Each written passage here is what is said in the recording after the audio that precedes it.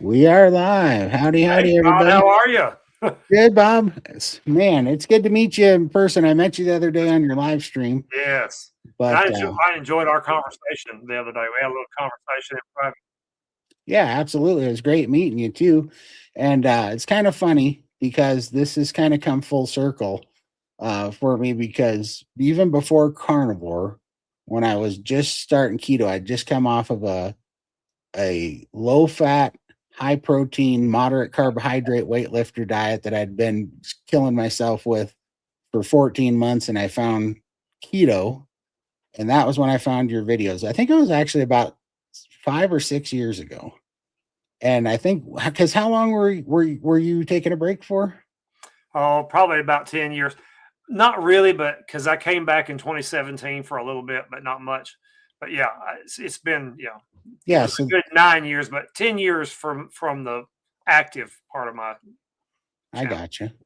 So that must have been right a little bit after you had taken a break because I saw your videos and I watched the viral one, "Butter Makes My Yeah. Pants Fall Off," and that was one of the videos that started my brain going in the right direction. Now that I find out, and so and then I heard that you were taking a break and you might not be back on, and so I was like, "Dang it! I wanted to talk to that guy." I need some Well, the information. rumor had it online that I was dead, and the rumor had it that I had a high calcium score, which I didn't have a perfect one, but I didn't have a high one, and everything.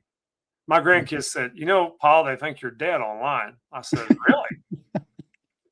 I said, what's news to me? Right. I know. I just took a 3 month break here to catch up on work, Oh, and yeah, you were dead then. You died of a heart attack. I kept getting RIPs in my comments, and then people were DMing me on Instagram going, "Are you alive?" And I'm like, "Yeah, I'm fine. I'm just working, and I just needed to get some stuff off my plate so that I could concentrate better." But yeah, it was pretty funny. Yeah, no doubt about it. No doubt. But I was going to see for my audience that's in here today, for anybody that doesn't know, but I'm sure most of my audience knows, I was going to see if you wanted to give a little bit of your story and your origin here into Sure. the carnivore diet, and then I'll do the same for your audience just so that we can get acquainted with each other's audience, and then we'll Yeah. go into the conversation. While I'm saying that, you guys out there watching, please put cues in front of your questions, but we'd love to get your questions up here to answer some Yeah. questions for you Yeah. guys. So if you can start putting some questions in there with cues in front of it, be much appreciated. With that, the floor is yours, Bob. Well, I guess the diet, the Butter Bob thing kind of starts in 2012, and that's the year my wife passed away. And so I moved to another town. I got rid of our house and moved to another town, and I was kind of alone. And I had of course, my work and stuff. And I was fat and miserable, broke. I mean, you name it. I was not in a good place. Now I have family, but it seemed like I was just out of it for a while there. So sometime in April of 2013, my son graduated from college, and we went to a graduation ceremony in Nashville, and I couldn't even sit in the chairs, and I have that in the Butter Makes Your Pants Fall Off. I couldn't sit in a chair because I was so fat that I couldn't sit in the chair because the handrails on the chair wouldn't allow me, so we had to sit way up top. And I thought, I've got to do something. I don't know what I'm going to do, and I didn't. I just went online and finally figured it out and got and found the low carb, high fat diet. There was a fairly popular guy back in those days, and I watched him. He's kind of has a checkered history now, and Jimmy Moore. He did some things and ended up in a lot of trouble. But back then, he had a show, and I watched that show, and every book they mentioned, I got that book and I read it, and so I just began the diet, and I was all alone and just did it on my own, the best way that I knew how. Of course, you guys today know more about it than we did then. Actually, you fine tuned it and fine tweaked it like we didn't know back then. And I just kept losing weight and losing weight, and I was feeling better, and I was feeling better about myself. I was feeling better about life. I started doing some things to help my mind too by doing some mental exercises to, and, get my confidence up and stuff like that. And I just got so frustrated towards the end when I was really, had lost all the weight. Why isn't anybody making this diet and this lifestyle? Why don't they boil it down so the common person could understand it? I've always been a, a working class guy. I was in supervision, but I understand the working class mentality. I understand, and that's not a slur against them. I love working class people, and I want, how can I boil this down so that somebody could understand it? So what I would do is I would go I would get in my car, and I would talk into my phone and record things, and I just record them over and over again. Then I'd come home and I'd write them out longhand until I finally got, a fairly decent script that said what I wanted to say. And I kept tweaking it and tweaking it and tweaking it. Then one night, I was working nights at that time. Excuse me. One night I thought, okay, tonight's the night. So I put on a blue shirt and I put my phone up on top of the TV cabinet, and I just I made Butter Makes Your Pants Fall Off. And I mean, I guess all my hard work paid off, because that thing still, after all these years, most videos fail. It's not me. It's just I wanted to do something good, and I think God Himself helped that thing to go out there, because it's helped a lot of people. Now, is it the video that you need for fine tweaking your diet? No. Are there better people that understand this better? Yeah, probably. But my video speaks to just Joe Q public. That's who it speaks to, and it can help them.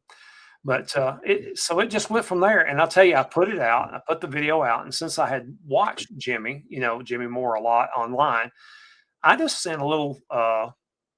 We didn't have as much open communication even back then as we do now. I sent a little email to his living La Vida Low Carb, whatever, and he actually watched it and shared it to his fans. And then Butter Makes Your Pants Fall Off was off to the races from that point on.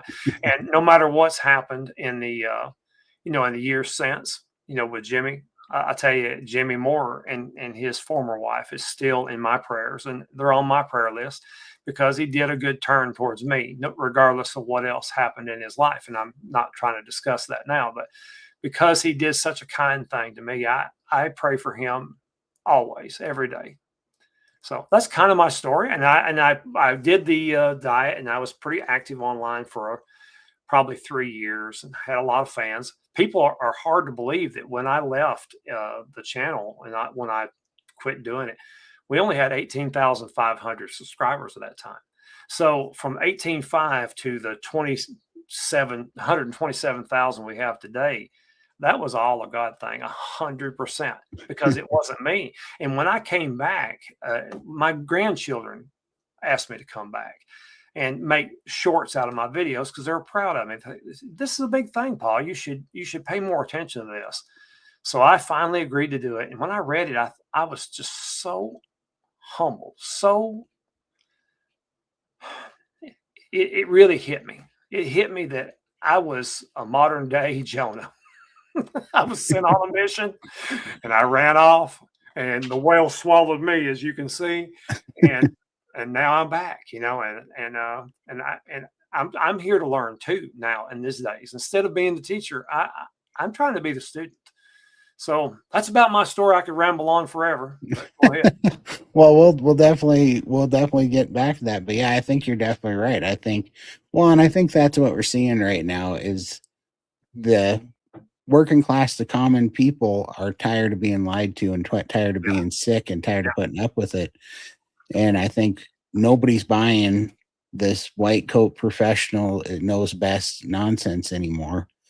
And everybody's looking, thank God, lots of trouble comes with the internet and social media, and there's a lot of bad things on there, but there's a lot of good things on there too. And it lets us get, the truth. They're trying real hard to suppress it, but they're not having much luck. And that's what I love about the carnivore communities, and just the health communities in general, is that you can lie to people until you see a whole community of people doing it and restoring their health and getting their life back.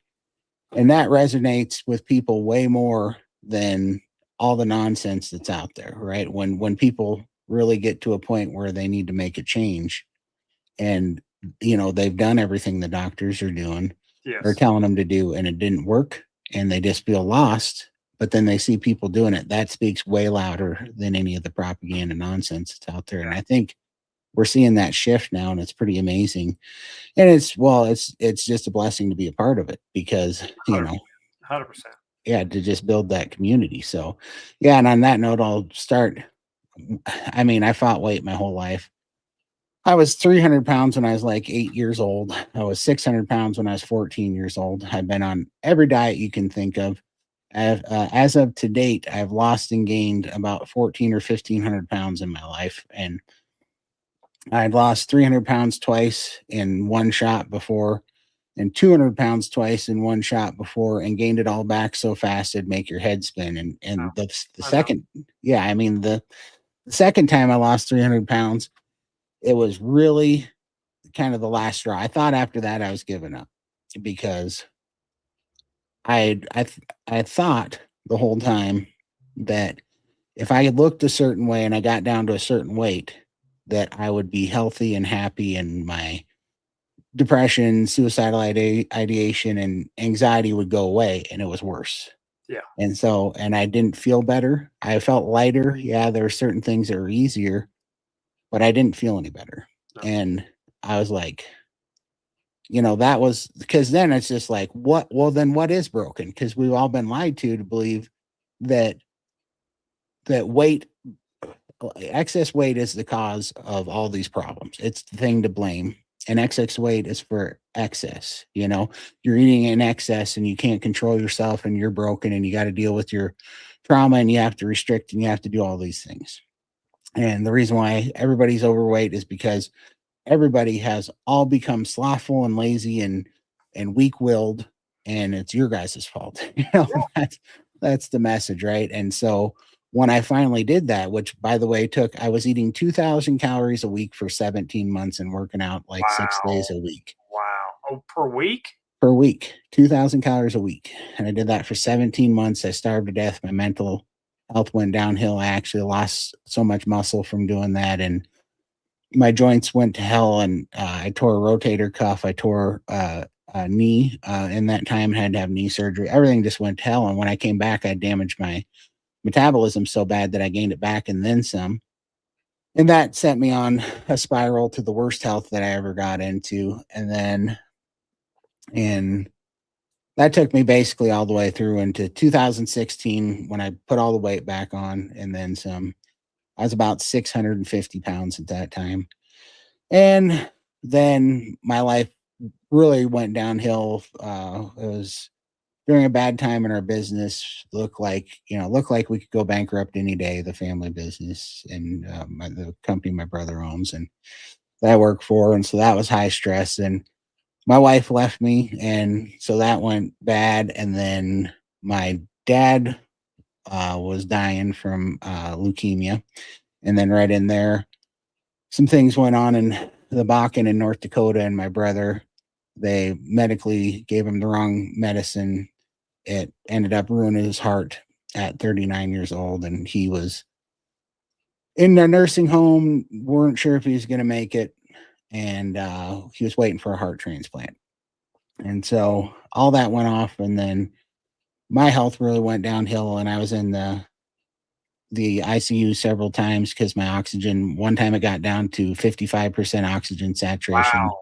and Wow. they had to put me in the ICU for 11 days because they didn't have enough oxygen in the regular rooms to even get me into the 80s. And so I was pushing through that. And that got me to 2017, and Dad and Ty both died 11 days apart. That's crazy. And so I won't get into the grim details, but I was planning on not being here anymore because I had given up. And through certain events there, I decided to give diet one more shot. And at this time, I'd been listening to Jordan Peterson even before he was really into carnivore, and but I was a big fan of his, Me too.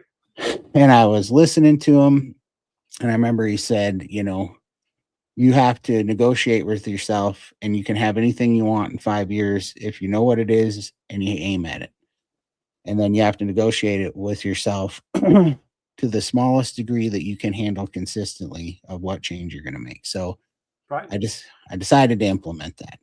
And that was to stop drinking any calories. And so that was where I started.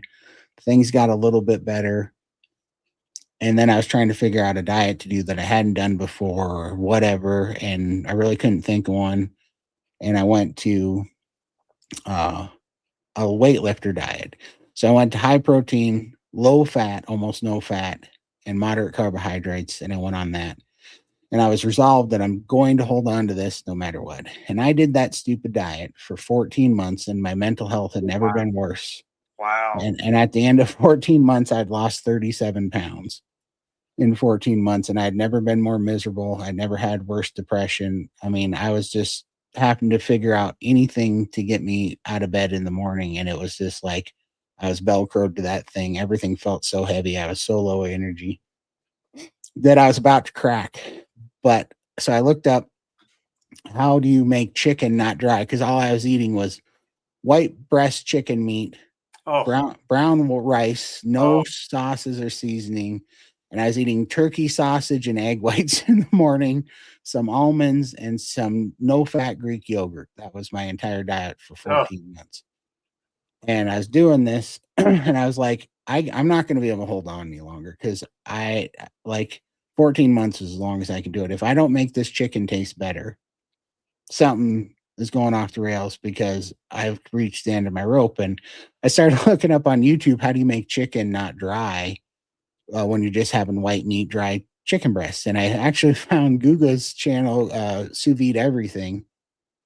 And I started watching that channel, and he kept sous videing picanha steaks and ribeyes. And it was making me so hungry and salivate watching that I ordered the sous vide machine. And when it got here, I was like, before I go back to chicken, I just want to have one of those ribeyes that Gugu has been doing on that channel. And what he does is he would sous vide them and then fry them in butter, and they look mm, just amazing. So yeah, I said I'm going to try that one, but I was already lying to myself because I'd ordered a pack of 3 giant ribeyes, so I knew I was right, having at least 3. But then I sat there and I figured, well, I'll if I don't have any of the carbs, I can have this and be pretty close. If I just eat one of these a day, I can have this and be in the same roughly protein and same calories. I just won't have the carbs. right, And what blew my mind is I had one ribeye seared in butter each day for 3 days. And after that 3 days, I lost 9 pounds. My depression got much better. yeah, I had energy and I felt amazing. yeah, And that's what spun me onto this. And unfortunately, at the time, I should have just kept doing what I was doing. But I searched out, why would I lose 9 pounds in 3 days? Because I didn't know anything about it. I didn't know that it was the inflammation that I'd lost. And I didn't know that my hormones felt good from the fat, and that that's why I got some relief from the depression. And so I researched it online, and it took me to keto, unfortunately.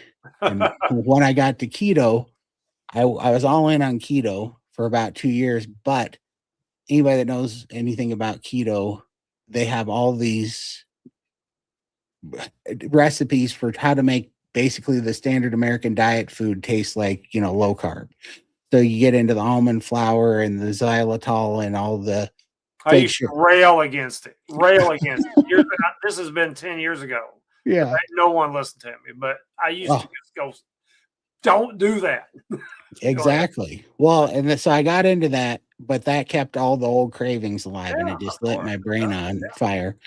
So I couldn't stay on it. I kept falling off, and I kept just going back and forth and back and forth. And I must have stopped and started keto, I don't know, 40 times in that 2 years, And then I completely fell off everything, and I was kind of just mentally wore out because I thought I'd found something. I didn't at the time know the difference.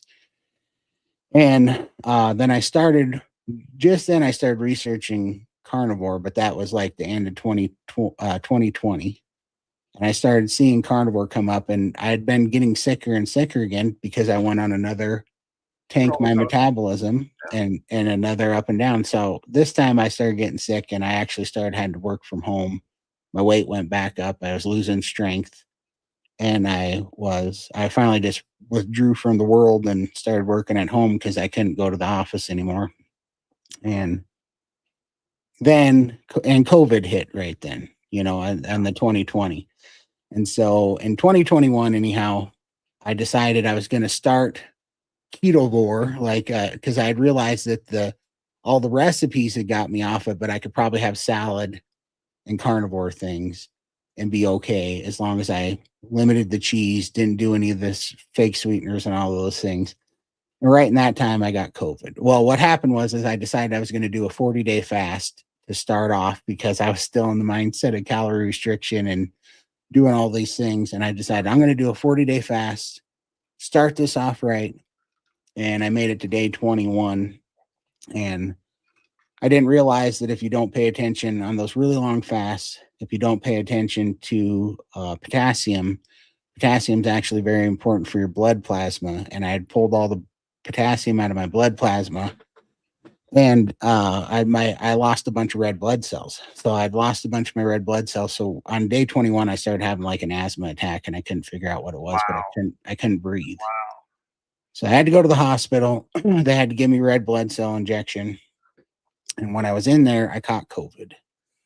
Of course. And yeah, That's the place to catch it. exactly. And so I came home, and a friend of mine who was 37 years old, way healthy guy, outdoorsman, he had caught COVID a week before me, and he went into the hospital, and they put him on a respirator, and he died. Yeah. So I was like, well, I'm not doing that, or I'm a dead man, because I was about 650 pounds at that time. Oh, they'd put you right on it. For sure. So I didn't go in, and I don't care what anybody thinks, but the fact of the matter is I stayed at home and I took ivermectin horse dewormer, and that saved my bacon. I was sick as a dog for 14 days, and I was laying out of my chair coughing up blood clots that looked like bronchial tubes. I was hacking them out of my lungs. My oxygen was real low, but I survived. And during that time, though, I did survive, but I got COVID lung from that, so I couldn't breathe, and I had water in my lungs, and I got congestive heart failure. And so between the fluid in my lungs, being so sick and having such high fever for a long time, and then having congestive heart failure, the next 3 weeks I gained 84 pounds of fluid, and I ballooned up like a water balloon. Wow. And so I started eating ketovore, and I was trying to get that fluid off of me, and I was just fighting every day just to breathe. And about 3 months of doing that, nothing much was moving, but I was just hanging on. And then I woke up. I was every time I was sleeping in a recliner. Of course. And every time I was sleeping in that recliner, I'd wake up and I'd have a terrible headache because I would stop breathing at night for periods of time, and I'd have hypoxia or whatever it's called. And I would usually be able to shake it off at about 45 minutes of being awake and doing some deep breathing. But then one night, something really bad must have happened, and I woke up and I didn't know what day it was. I couldn't string together words. I couldn't think. I was just completely disoriented. Didn't know what was going to happen, so they had to take me into the hospital. And of course, that was fun because at that time I was well over 700 pounds. I could have been 750 pounds. I have no clue where I was at that time. Yeah. And they had to take me into the hospital. And when I got there, they spent 11 days pumping fluid off me, pumping me full of drugs. And they said what had happened was I had had a stroke, and that's why I couldn't form sentences or speak very well. And so I spent 11 days in the hospital. They set me up with home oxygen, a CPAP for sleep apnea, and then a bucket of new medications that I was supposed to take. There's like, I don't know, 6 or 7 or 8 new medications. I don't really remember because pretty soon I'll tell you how I never took one of them even a single time. But I had this bucket of medications, and then I had like 8 different specialists that I was supposed to go see and do telemed health calls. And they basically said, if you don't do something drastic and take all these medications and do these therapies, you're not going to live another 3 years, and you might not live another year. Wow. And I Really? said, yeah. And so I went home and I sat in that chair, and then I thought about Dad and Ty.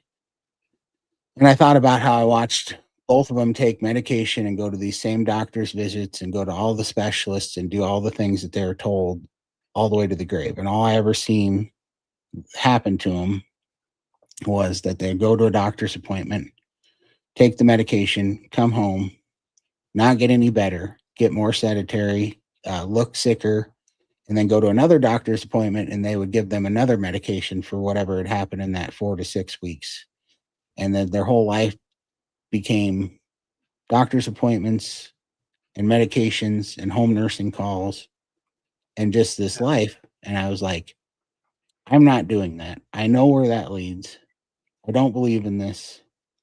And I'd watched enough on carnivore and keto and diet to know that's, and watch Gary Taub and Robert Lustig to realize that they're definitely lying to us. 100%. Yeah. And Yeah. 100%. So I took that bucket of medication they sent me home with that they told me if I didn't take, I was going to die. And I threw it in the garbage, and I opened my Bible, and I just said a quick prayer, and I said, God, you're either going to heal me or I'm going to go see Dad and Ty, and I'm okay with either. And I just said that prayer. And from there on out, every day when I woke up and I had my phone, I'd wake up and I'd have a symptom at night or a thought about something that I was dealing with. And there would be a carnivore video on my phone that talked about the why that was that same problem that was on my mind and having that night. There'd be a carnivore video on my phone talking about why it was happening and how to fix it. Wow. That's great. And so that's when I started carnivore, and I started doing that. And within just under 7 months, I was off oxygen. I had lost about 158 pounds of all that fluid came off me. I went from being on oxygen and my oxygen saturation being 88% and my resting heart rate being 108 beats a minute, Wow. down to no oxygen. I was on 6 liters of oxygen, which is a hefty amount of oxygen. Yeah. And I gotten off of that and gotten off of or gotten my oxygen saturation to 96% with no oxygen, and my resting heart rate was down to like I think at that time 72 beats a minute.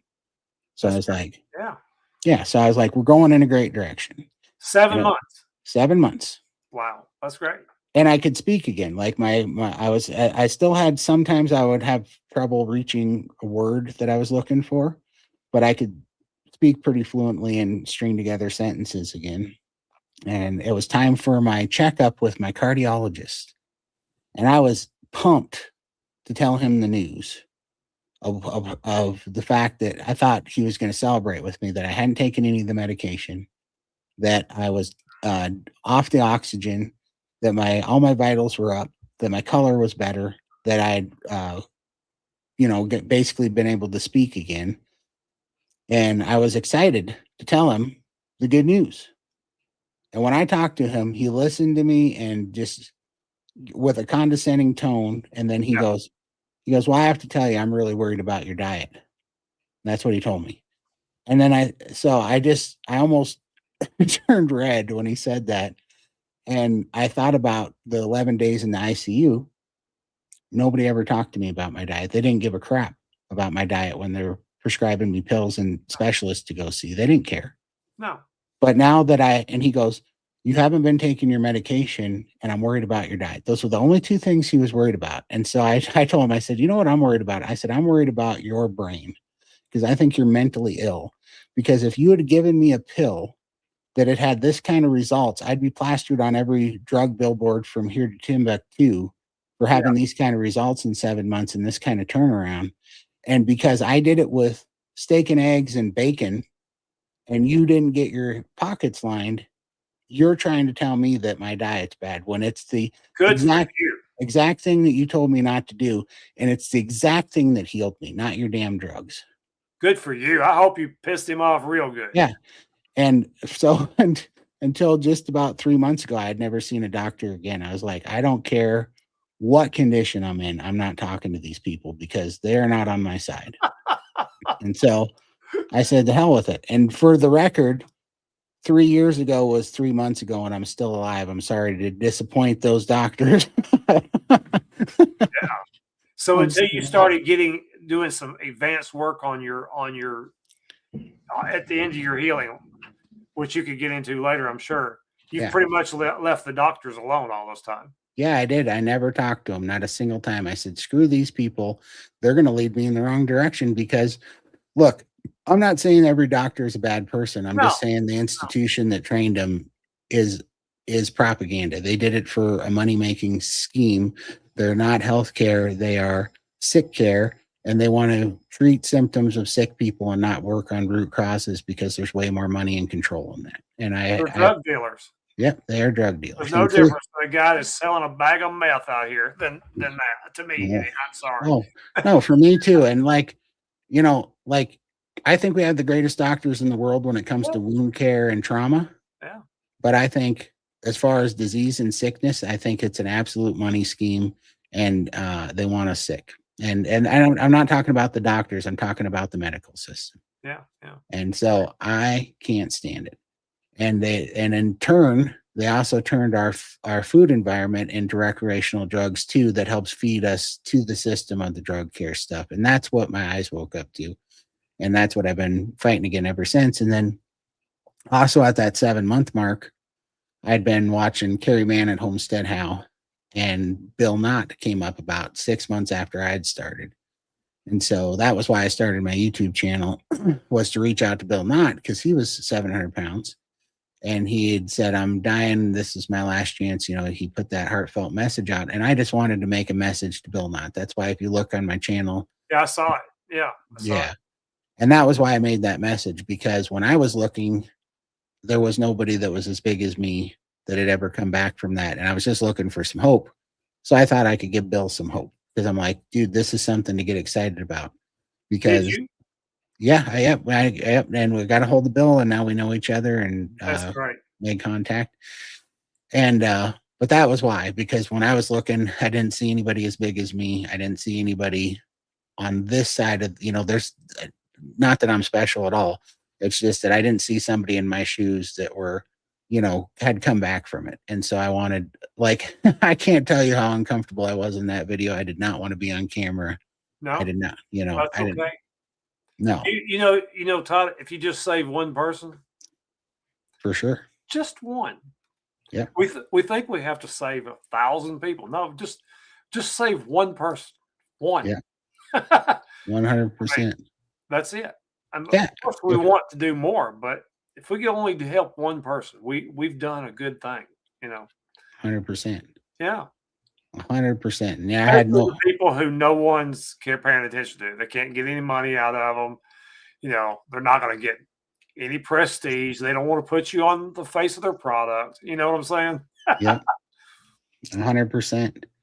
And, I think that our stories are the biggest antidote to the propaganda out there, because you can say a lot of things and you can fearmonger, but you can't take away these results and you No. can't take away these stories. And these hit way closer to home. This is why I donate my time in Steak and Butter Gang. And I talk about this, and it's my favorite place because, one, I talk about this all the time, but Gary Taub, one of the things that woke me up was when Gary Taub talked about how you could put a gun to 8 billion people's head and you could not get them to change in masses and change their behavior like an environment can. The only way to change the masses behavior is with environment. And I realized that, they've attacked our food environment, right?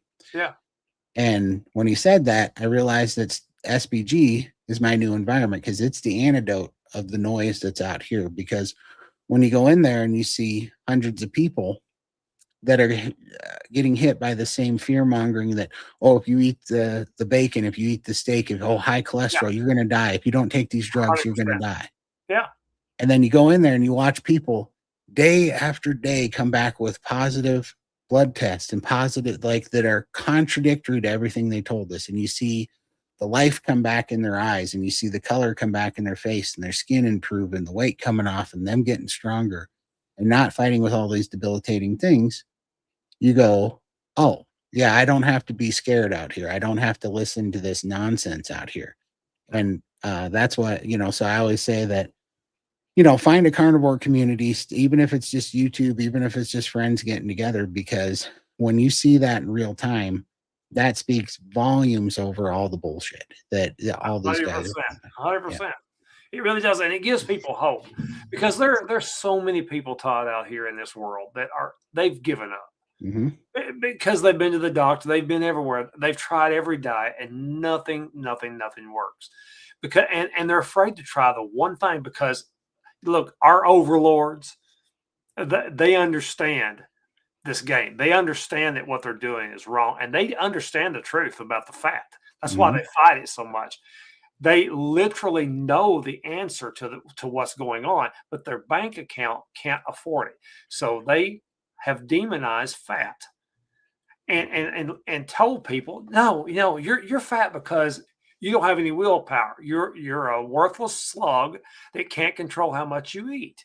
Yep. And I had somebody on my channel, some person, which oh, you're playing the victim. Were you going to speak about that? Playing the victim? Because I've Oh, never for sure. seen anybody that was not a victim, but we are victims. Right. And so here's how I think about it. And this is my favorite quote on this is that we're all like, nobody's getting out of this world without struggles, right? Which is, Oh, and a lot of them aren't fair. And so I'm not a fan of claiming victim status, but I am right. a fan of understanding that we're under attack and 100%. understand. Yeah. Yeah, we have to understand our enemy. So my favorite quote is that hell comes for us all. And when hell comes to breakfast, you have two choices. You can come out of it with scars or you can come out of it with tools. Because when you come out of it with scars, you're letting it take from you. And when you come out of it with tools, you're taking from it. And next time, you're going to break trail. You're going to be able to show people how to get out of there with those tools. And you're 100. going to show them what you learned. Right. Yes. And I think, there's so much data out there that, well, I'll just say this. For 39 years, I hated my situation. I hated my body. I hated the struggle that I was at. I hated how broken I was. I hated all of that. And now, in just 39 months, I wouldn't trade it for nothing No. because No. of where it brought me and what I now know and how, the thing that it forged me into is way stronger than that thing that was struggling and way stronger than the person that I would have ever been if I never faced the struggle. It forced me to learn. It forced me to sacrifice my ego and my pride. And that just gives you empathy and you'll just love people more and you just care about people more. And But I I think wouldn't, yeah, I think that's the pattern. It's the pattern. We're both believers. I think God puts us through the furnace sometimes to smelt out the dross, so that the good metal, the silver and gold, can shine through. But exactly. it's no fun going through the fire. It's no fun. It's not fun at all. And sometimes it's very, very lonely. Mhm.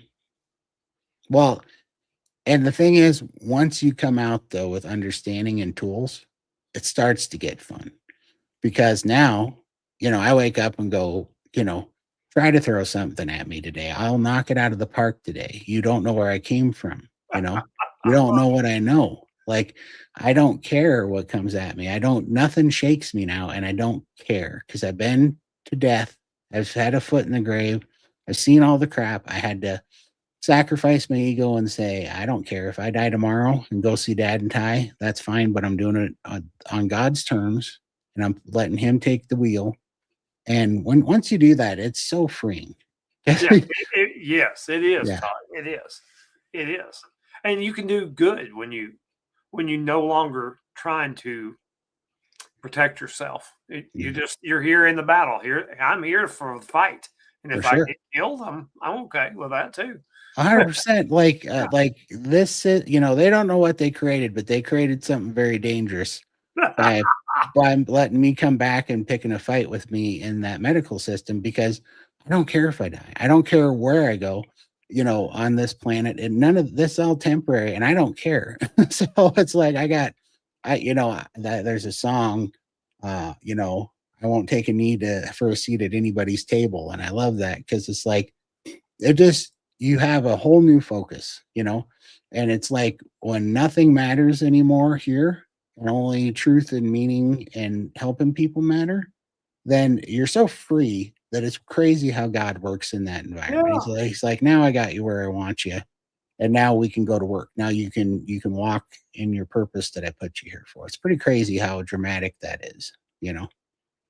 Well, I was, and I don't know how far you want to go into your personal story, but when we spoke, and I won't reveal anything, seems like God's healed more in your life than just your health. He's Oh, helped you that's with your finances. He's helped you with your friendships. He's helped in every conceivable area. He's healed you.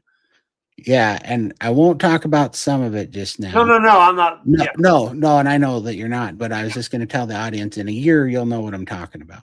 yeah. And uh it's nuts.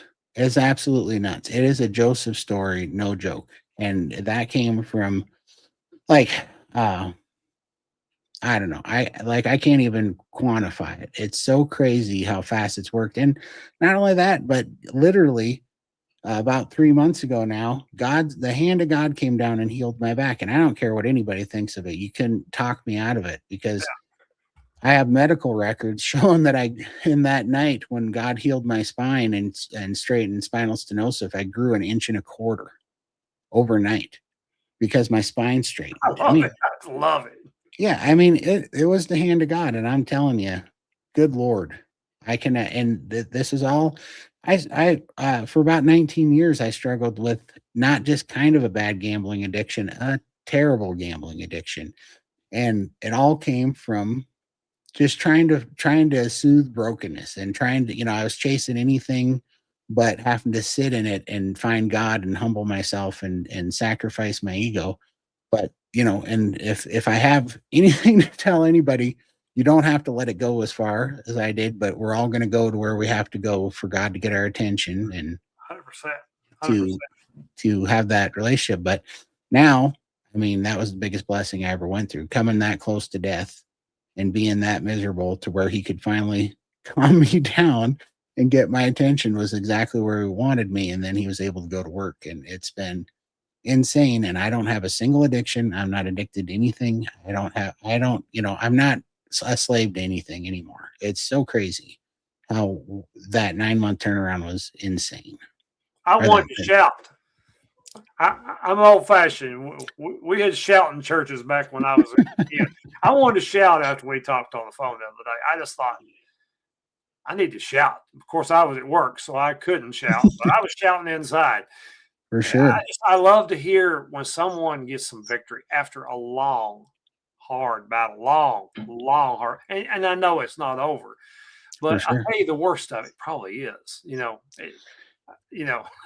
Well, and I mean, I can just tell you, like, in our other business, we were even running out of work, and God brought us out of nowhere, huge job today, and just dropped it on our lap. This stuff happens every day now, and I don't worry about anything. I sleep like a baby because I'm like, and this is the thing, even it's going to be hard to say this without revealing things I don't want to reveal yet. well, don't if But you don't want to. Yeah, I just want to say that there was things in my carnivore process that I wanted to try, which you guys will be hearing about. I'm not keeping things from you guys because I'm ashamed of them or because I'm, trying to be dishonest. I'm testing a few things that here in another 6 months I've gone through the test and then I'll feel comfortable about giving you my opinion on them. But those things were expensive and I had no idea how I was going to afford them. But I just was like, there is no lack. God's my supply. I don't own anything anyways. None of this is mine. amen. And so if he sees fit to have it, and without fail, every time I needed the money, it was there. And Amen. things and people that I wanted to help, no matter what, the money was there to help them. And it came every time. And so, I mean, it's just crazy. Right. And so I'm not trying to turn this into I'm where I'm preaching to you, but I can't hold this back anymore because it's the truth and it's what's been going on. And it's so much more exciting than just carnivore alone. So Well, I I gotta, love everybody, regardless of what their for personal sure, religious feelings are. But for I sure. have my opinion too. I can have my opinion as much as they can have theirs. Yeah, me as well. And I mean, Right. I'm just trying to tell the exact honest truth of what's going on in my Yeah. life and what was impactful, you know. And I think people need encouragement sometimes, to see. Yeah, you need everything you just said, though. You weren't saying, boy, I just started carnivore and everything was sunshine and roses. No, it was still a struggle, Oh, for sure. Yeah. Yeah. But But I mean, it did get better quickly, but in certain ways. yeah, in certain ways it did, you Yeah. know. But, this is why. So, and I don't even like to say this because I feel like it's almost uh egotistical or something, but I have people they get mad at me because they act like well, the carnivore is easy for you because I haven't fallen off in 39 months and I have stayed super diligent to it. And what I want to say is, first of all, I did all my falling off in the keto days and for the 26 years before that. So I did a lot of falling off. And I certainly am not here healed because I have superhuman willpower. You don't get to 715 pounds plus with superhuman willpower. No, you don't. And I'm not, God used carnivore. He could have sent me any video. He didn't. He sent me carnivore videos. Of course.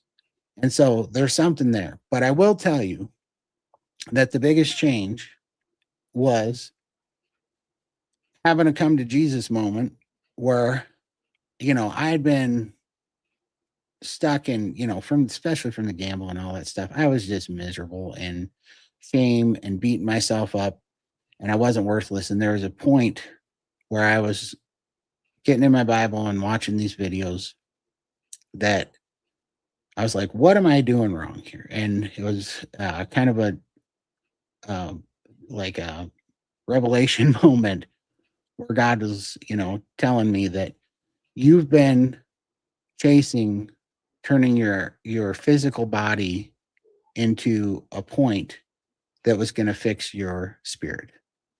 And that's not how it works. He Right. said, I got to give you a new heart and you got to fix your spirit and you got to let me do it. And then your physical body will fall in line. 100%. Yeah. And I see so many people, and I'm not preaching to anybody. I'm just telling you, I see so many people that think if you change the way you look and you change what the scale says, that you think that's going to fix the root cause, and it's not. No. The body's No. a symptom. Yeah. It's Yeah. 100% a symptom.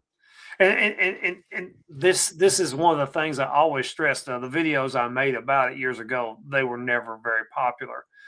But you have to, and I believed in God back in those days, but I wouldn't have considered myself a Christian, quote unquote. I mean, I may have, but I really am now, But back in those days, I realized that if you can't change your mind, you cannot change the world around you. You cannot change your life. You cannot change anything until you get. It starts up here. It starts in your spirit. Always the word first. The word first. The word creates the reality. It's not the other way around. It's never the other way around. No. What do you Well, think and about that? 100%. Like me and my brother talk about this all the time. How if you want to really figure out what God built this system for, take the world system and flip it 180. Yeah. Right. Yeah. So look at what the medical system does. It says there's 177 autoimmune conditions now. Well, all 177 of those that they gave labels to are symptoms of one root cause, and that is 100%. Yeah. yeah, and that's our body and our environment changing from what God designed it to be. And if we put it back, and this is what carnivore does, look, I'm not going to argue that God created the Garden of Eden and we started out eating vegetables and fruits. Yeah. I totally believe that. But after the flood, God commanded us to eat meat, to eat animals. And I believe that there's a greater purpose to that. And personally, I believe it's because the flood ruined the environment that the plants stopped becoming healthy for us. And he knew that the Possibly. GMO, yeah. But I think there's something so prophetic to ruminant animals because they've always been the sacrificial animals. And think about what they were in a spiritual sense. They were the stand between sacrifice between our judgment and what we were what we should have had, the price we should have had to pay, and that saved us from it. And today I think that those ruminant animals stand between us and the sickness that we deserve, that we don't have to have, because God put them here to still be that sacrifice. Those ruminant animals, why I think so many people with really sensitive autoimmune, it's always the ruminant animals. It's never the chicken, it's never the pork, it's never all the fish or any of that. It's always the ruminant animals, because ruminant animals have 4 stomachs and they filter that all out. And I think there's still a very symbolic reason that carnivore is so healing. And it's because God knew at a certain point this earth was going to be in this state that it's in, and our environment was going to be in the state that it's in. And in his mercy, he still uses those ruminant animals today to stand between us. That's a really good insight.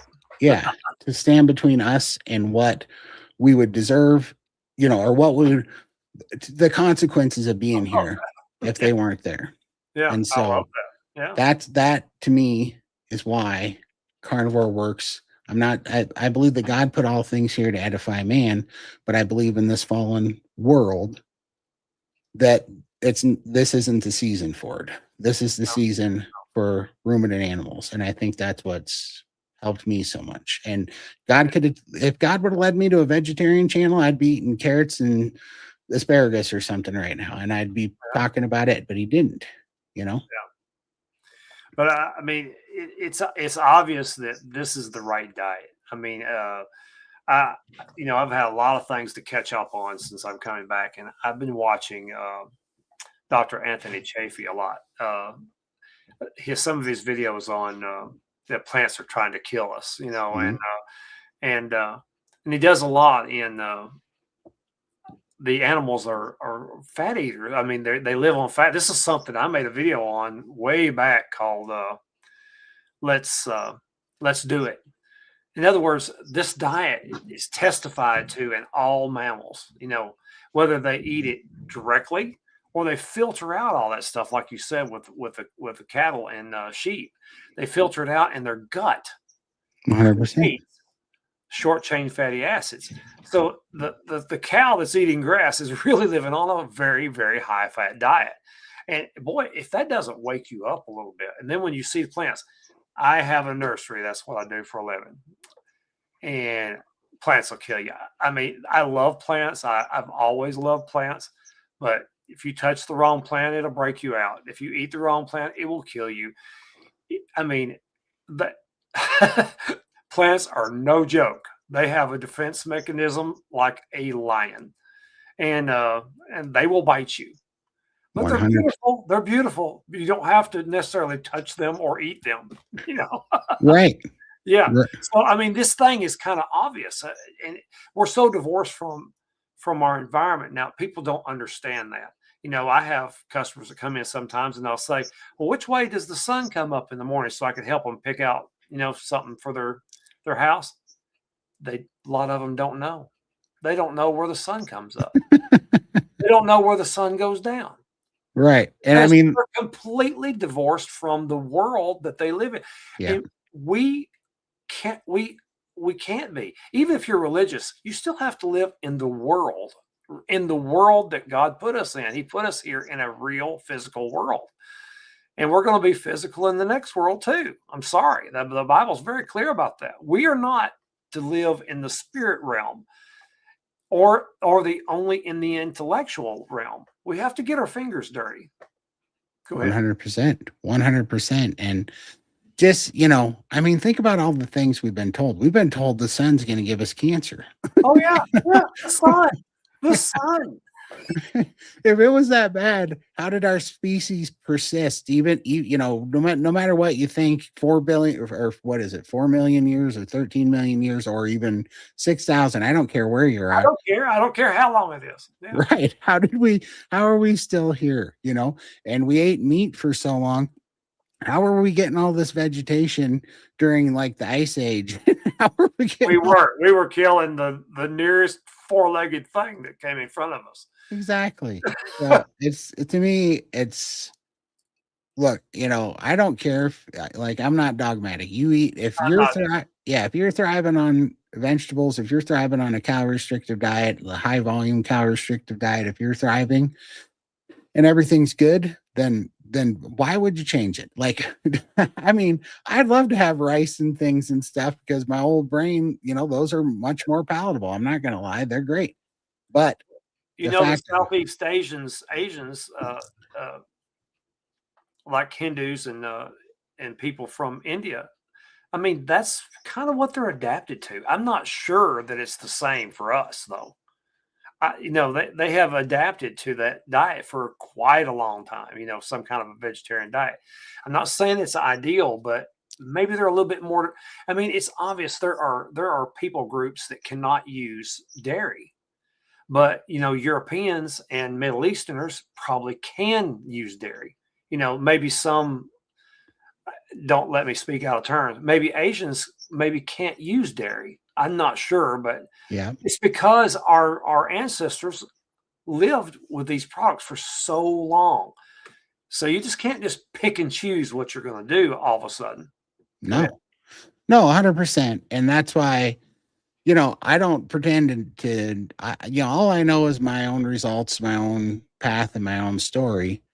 And I don't believe that what worked for me is going to work for 8 billion people on the planet. But I also don't believe that it's not going to work for 8 billion people on the Well, I planet. think it'd work for anybody. I really do.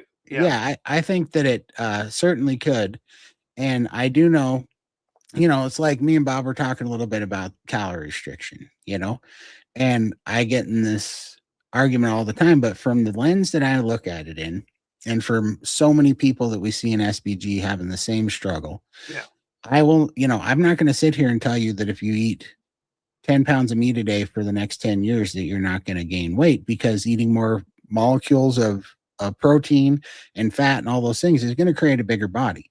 But my argument is that every time that I calorie restricted and I did it with the wrong foods, that my body wouldn't ever be satiated. My hormones were out of whack and my metabolism was tanked. Yeah. And what I found is that if you eat uh just naturally and listen to your body what it wants, even if it wants 5,000 calories of meat a day, which that was my story when we do a thing Yeah. called priming and fasting in SPG, where we focus on healing and nourishment and healing healing the nutrient deficit in your body and repairing your hormones, your endocrine system, your metabolic disease, your insulin resistance, all those things, healing it with fatty red meat, basically. Yeah.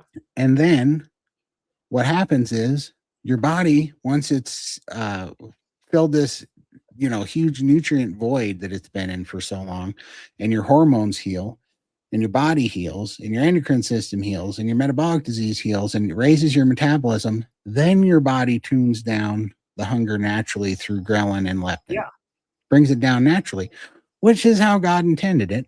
Yeah. And then you start eating less and you just listen to the hunger. And it when you take out all the noise of all the seed oils and all the preservatives and all the MSGs and all the things that make hyper palatable foods that hit the bliss point, you shut off that crazy noise. And then you can start to decipher between dopamine craving and actual hunger signals. And then all of a sudden you get leptin sensitivity back. Yeah. And leptin sensitivity starts to satiate you instead of just being full. Isn't it crazy that we link hunger to being full and stretching out our stomach instead of being satiated? Yeah. Our whole society thinks of I've had enough to eat when I'm full. I don't, Yeah. that's not how we're supposed to be. I can sometimes eat a pound and a half or 2 pounds of even 3 pounds of meat and before I'm satiated, but sometimes I can eat 10 ounces of meat and I'm satiated Yeah. because my body's now telling me what my needs are, what building blocks it needs. Absolutely.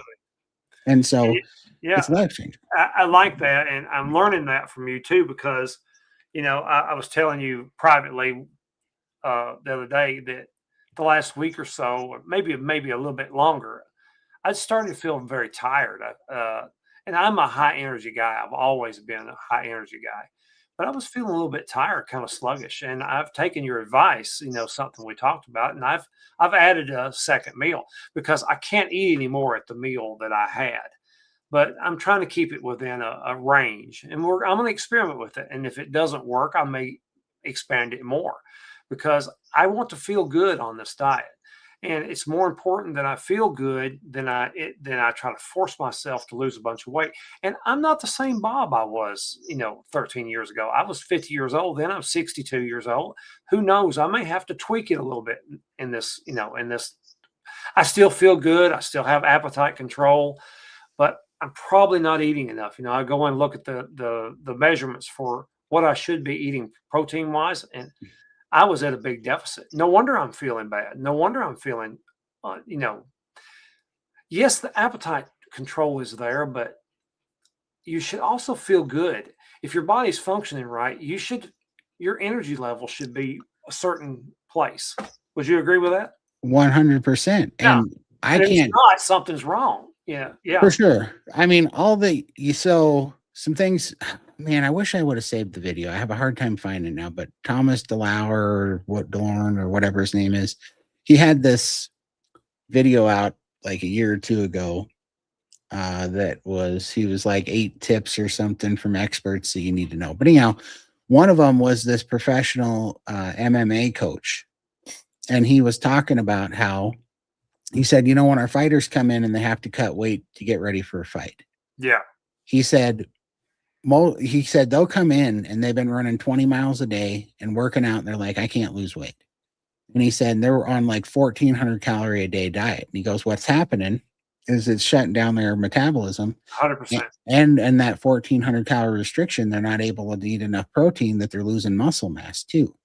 And he said, it's putting their body in fight or flight. And he's like, so what we started doing was feeding them 3,500 to 4,000 calories a day for like 3 weeks.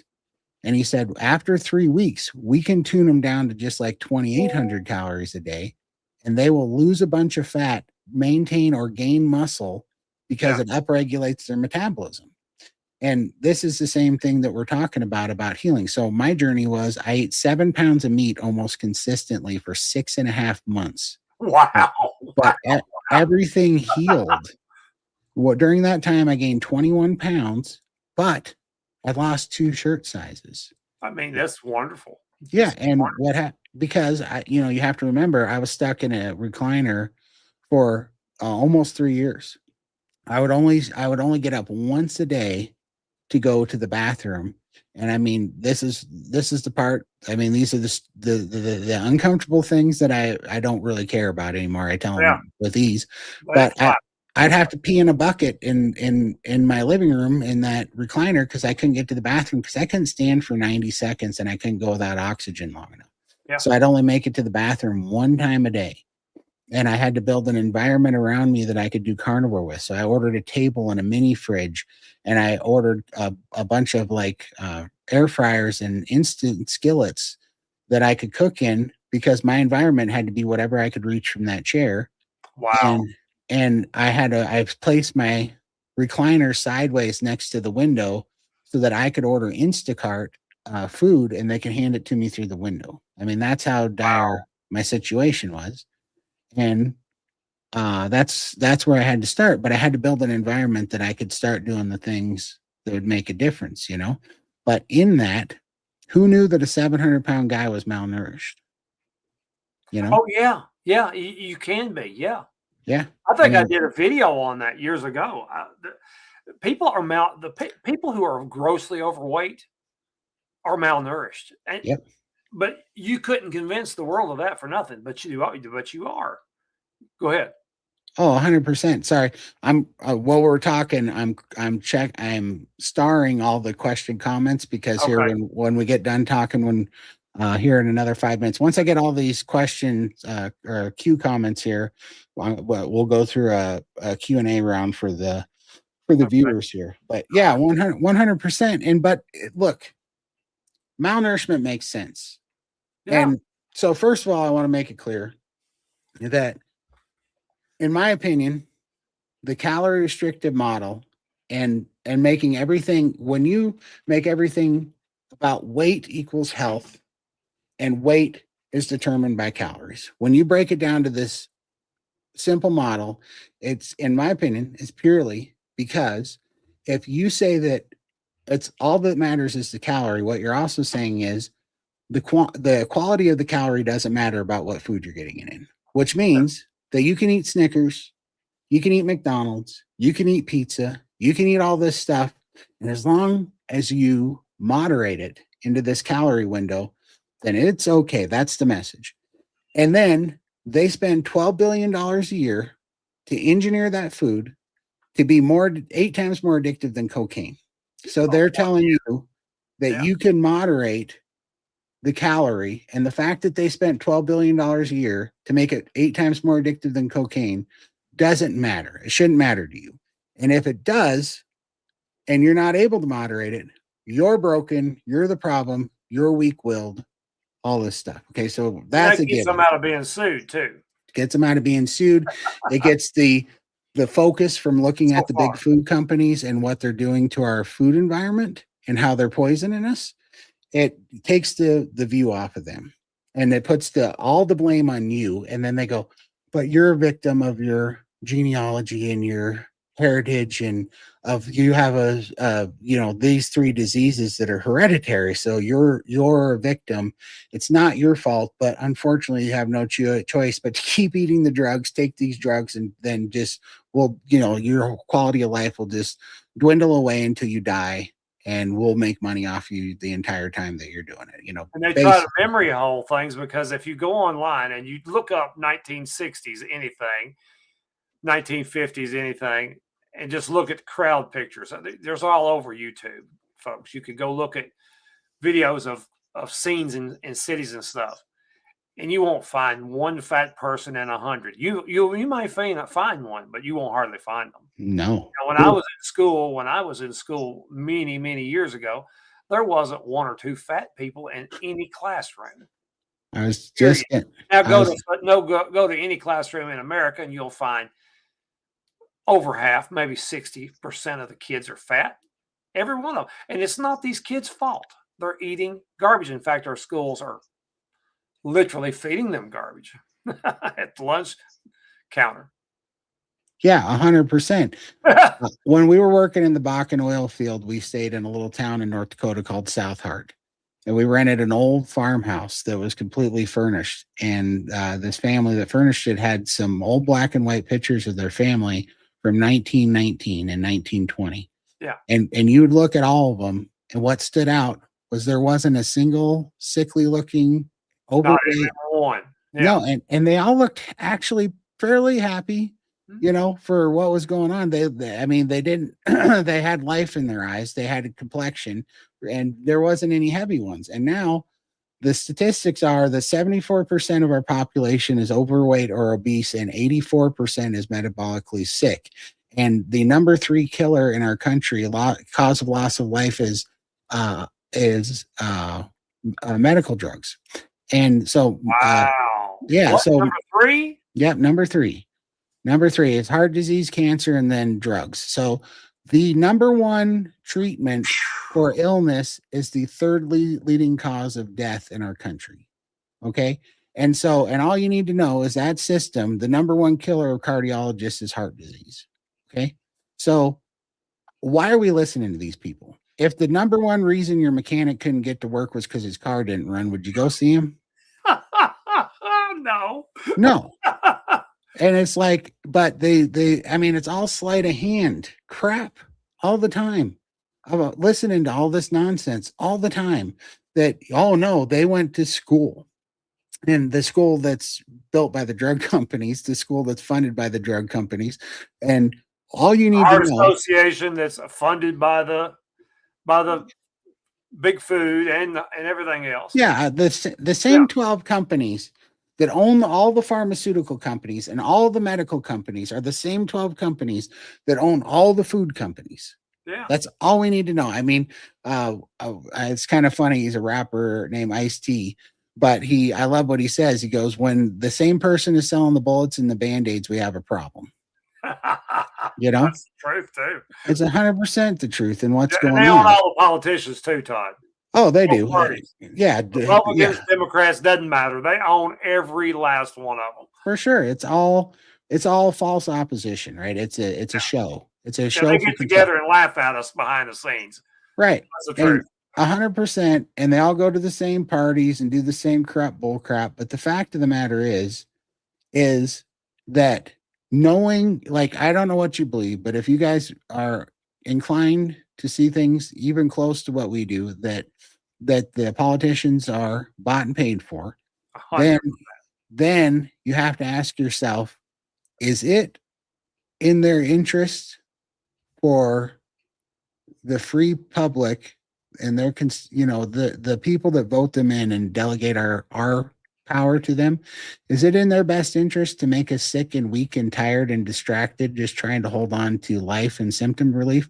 Or is Yeah. it in their, I mean, of course they want us that way, because it makes us subservient, it makes us weak, it makes us not pay attention. If we can't even think past our own illness and our own being tired and all the inflammation and the diseases we deal with, they want us that way because it's giant distraction so that they can just go about their way, getting away with all the crap, and our minds don't work right because we're brain fog and tired all the time and overwhelmed with our health and life. And we're just trying to get past symptoms. This is old, Todd. This is old. The Romans, bread and circuses. Divide and conquer. That's the oldest political trick in the book, and they use it well, and they keep us all fighting each other, because my neighbor's he's some party that I don't agree with. Let's fight about something, right? Something that we can't do anything about. Let's hate each other. Let's go protest each other while they're robbing us blind, killing us, starting war after war after war, causing racial division when most people just want to love their neighbor and don't even see race, except the only thing they would have anything against someone's race is if they were a hateful person. Their color has nothing to do with anything, and they just keep us divided so they can conquer us. Right, divide and conquer and create these groups so that we'll infight and then point us at each other. I know it's so stupid, but this is why I don't watch the news. I don't care. I don't either. I try not to. Yeah, I'm not listening to any of that crap. I don't get engaged in all the nonsense online and all the people anymore. I just like, you just haven't. Your situation hasn't got bad enough that you woke up yet. No. And someday you're gonna have to, you're gonna have to face your demons, and you're gonna see through some of this nonsense.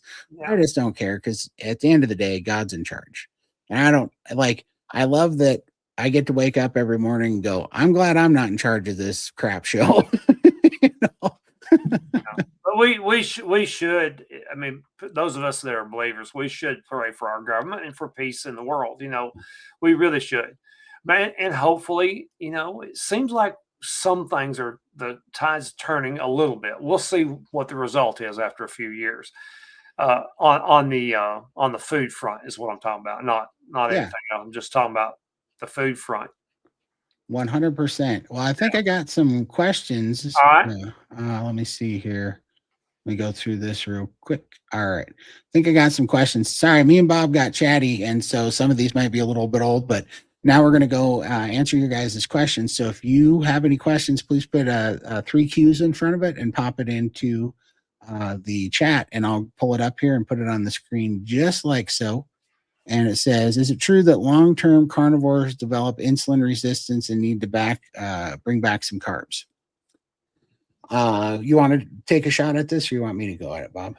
You can go ahead, but I'll tell you, after I was on the diet for many years before I ever gained any weight back, I really didn't add it back any carbs.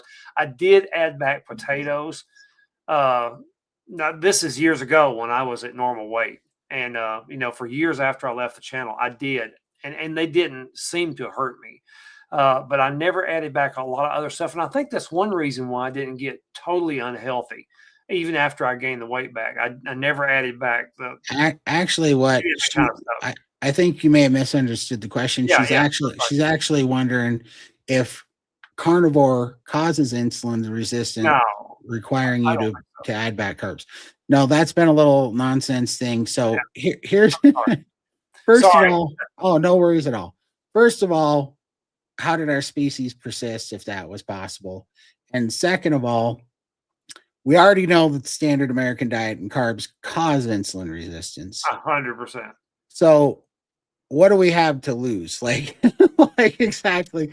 I don't know. I think about this all the time. People ask me things like, should I get a CGM? I got a, what do they call that? A genetic modulation test, and it shows that a bunch of my cells are made out of omega 6s instead of omega 3s. They go through all these things and they have all these matrices because there's a system out there that wants to sell us tests, and they want to sell us scales and devices and things that monitor us and count the stuff, because in turn they're going to create a product and a whole industry off of selling you that thing, because they created a number that's, in my opinion, kind of stupid. Like, even if, yes, even if there's a correlation that when you're sick or you're fighting a certain problem, you're going to see this number's higher. Great. Okay, great. There might be a correlation there. But then they're going to sell you something that, so you can keep an eye on that number. And the problem we see with that is then people fixate on that number. And the answer is, I don't care what the number has been. I have had my stroke heal, my congestive heart failure heal. I've had insulin. My A1C is 4.8 right now. I Wow. mean, it's nuts how low my A1C's got. That's great. All these things. So I don't care what the number is and what the symptom is. I think carnivore, and specifically lion, is your greatest chance at healing it. So whatever it is, what are they going to offer you? What have they offered you to date? What are they offering all the citizens to date that's making it better? Right. And so if whatever fear mongering nonsense about insulin resistance on long term carnivore is out there, let me ask you, is the risk of you eating carbs and going back to the standard American diet because you go off the rails, is that more damaging than risking eating meat and fat and staying on it long term? I will take this risk any day, because we already know in mass quantities what that does to diabetes, type 2 diabetes, weight gain, metabolic disease, and all sorts of diseases. We already know where that leads. And what I find for me, if I mess around with carbs, I can't moderate them, and I'll be back to pizza and crazy things. So I think if you were to take a calculated risk, even if there was some truth to it, which I don't believe there is, or our species wouldn't be here, because if we would have been getting type 2 diabetes from an insulin resistance from eating meat during, I don't know, the ice age, we wouldn't be here, because they didn't have insulin back then. You know what I mean? Todd, So I got something to add to this now that I understand the question and I'm a yeah, little more with it. yeah, I took a Kraft insulin pattern test probably in the fourth year after I started my diet back in before I left the channel. And I had healed my insulin resistance. I mean, by that pattern. Uh, it's I think there's still only one company that does that, but it's from Dr. Joseph Kraft, where he had patterns of how insulin would react, and there's like four different patterns of people that did it. But anyway, you had to take a test where you test your insulin and test your blood, and they do the insulin over, I think it was 4 or 5 hours. So I had healed that. Number two, people who are insulin resistant have a big belly. I mean, they're going to have some kind of belly fat. So if you see somebody that's been carnivore for like 10 years and their belly is not big, they sure. probably don't have insulin resistance. I'm sorry to tell you that.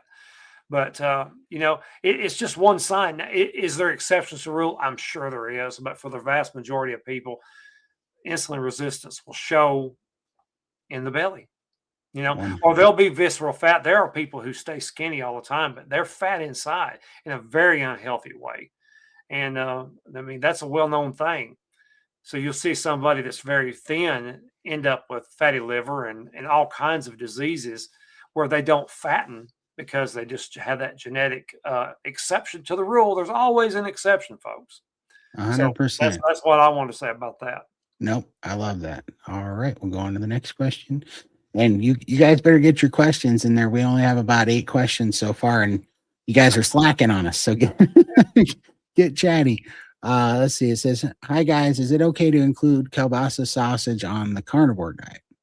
So you want to hit this, Bob, and then I'll run at it. Yeah, I have a hard time with any kind of sausage or like any kind of things that have a lot of spices and stuff in it. It always increases my hunger whenever I eat it. Now, it may not do that for everybody because everybody's different, but that's one thing that I can't do, you know.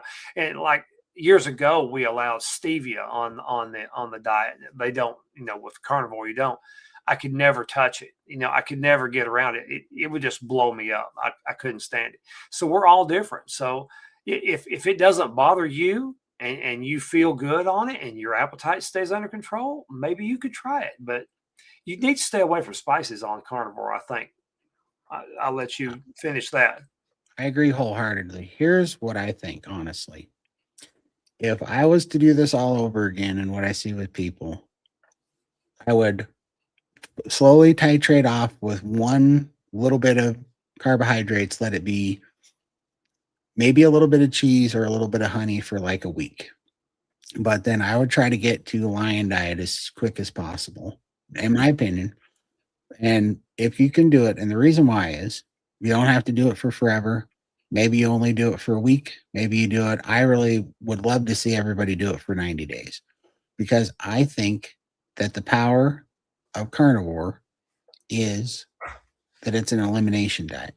And the truth is, I don't think that any of us really know what these things are doing to us until we eliminate them, until we let the body rest without being like, you could be eating things right now that you are having a reaction to and you don't even know it.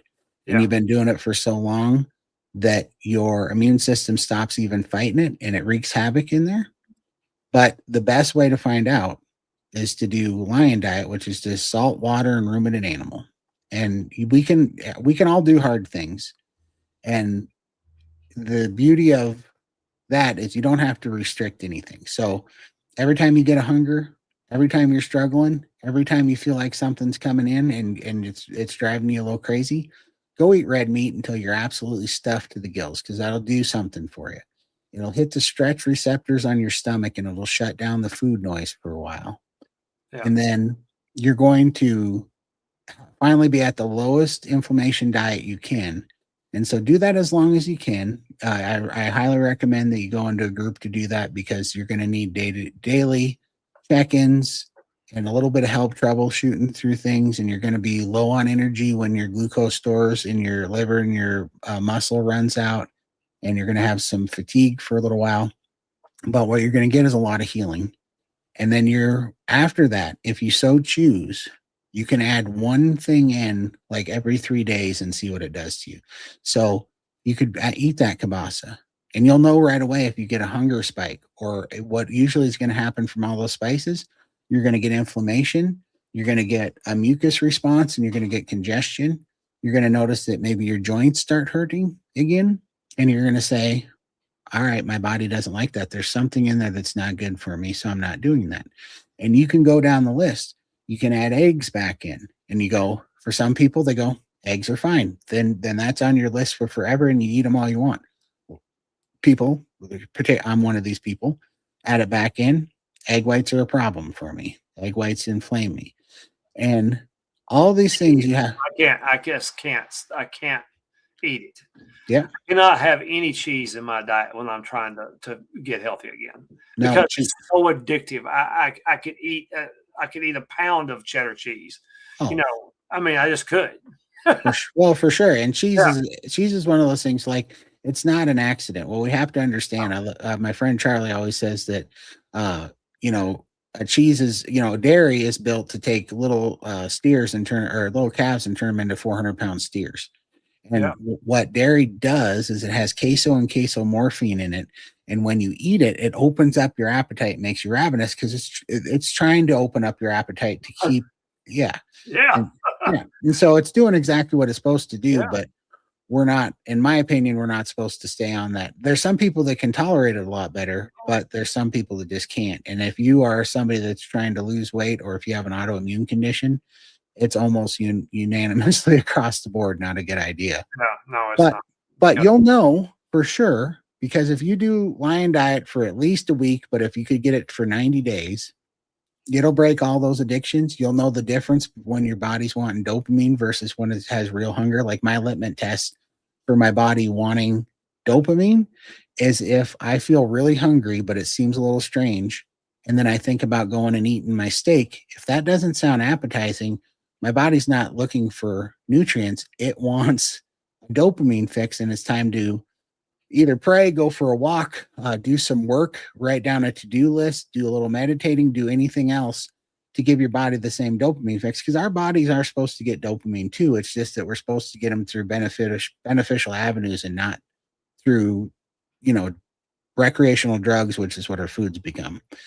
So that'll start to really calibrate your system so that you know whether your body wants actual building blocks and nutrients, or if maybe you've been sedentary a little too long, or maybe your mind's bored, and and then those are other parts of things outside of carnivore that you need to add in there to deal with those. But at least you'll start, and you can use that to your advantage, because when you realize that you need dopamine, I'll give you an example. When I was doing this, I was freaking out because my body wanted dopamine so bad because I was such an addictive personality. And so my body was telling me I had to have it. Like, I mean, it felt like the worst anxiety attack on the planet. Wow. And it had me like losing, it was so bad that I used to have to, when I was outside the anxiety attack, I would have to write in a journal to myself that I knew I was going to be when I had my next anxiety attack, so I could talk to myself and talk myself through the anxiety attack. So I'd go back through it and read it and see the words, and see, I tell myself, like, I know this seems like it's more real than anything that you remember, because I was like, my brain was telling me, oh, this is, you're just lying to yourself, you're never going to stick to this is pointless, just all this stuff. But anyways, so what I ended up doing was, the first couple of times, and this was more on keto, but the first couple of times that I had lost the battle and I ended up ordering Instacart and getting fast food or something, I finally made a plan and I said, all right, here's what I'm going to do. If I have this anxiety attack, I'm going to allow myself to order whatever I want. But there's one rule, and that rule is, before I can do it, I have to make like a pound of bacon and like 12 eggs. And I have to eat that until I'm absolutely stuffed and wait 1 hour. And then if after that I want that junk food again, then I can have it to use this thing. So anyhow, long story short, I did that consistently, and I picked bacon and eggs because it's fatty, it's cheap, and it's easy, it's quick to make. You can make it in a hurry. Yeah. And so I did that, and on like day 3 or 4, I woke up one morning and my brain, I was having an anxiety attack, and my brain said, I need bacon and eggs. And then it even shocked me. And I went, wait, what? Did I just say, am I craving bacon and eggs? And so what I didn't realize until like a year later, and this made so much sense to me. Kelly Hogan had an expert on talking about anticipatory dopamine reactions and dope or addiction transfer. So I got to thinking about this, and this is so true. Most of the dopamine that we get is in the process of getting what we want, not actually in the action. Oh yeah. And so I used to, like, I was thinking when I was at work, I would be sitting there and having anxiety at work and bored, and I would be thinking about the terrible meal I was going to have that night. And I would be depressed and full of anxiety, but I'd be thinking about it. But as soon as it was time to get off work and I got in my car to go get it, I immediately felt better when I was driving to go get it. I hadn't eaten it yet. I hadn't picked it up, but all of a sudden I was getting a dopamine hit, and that's called an anticipatory dopamine hit. So by placing the bacon and eggs between me and the fast food, the process of getting the bacon and eggs while tricking my brain into think that that was the path to get the pizza and the soda, I had created a dopamine addiction transfer to bacon and eggs. Pavlov's dog. Classic conditioning. You were Exactly. ringing the bell of bacon and eggs and anticipating the slop. Exactly. So the bell itself gave you the same pleasure that the ice cream sandwiches and Snickers bars did. 100%. And so, do with that what you will. No, it's classic conditioning. Yeah.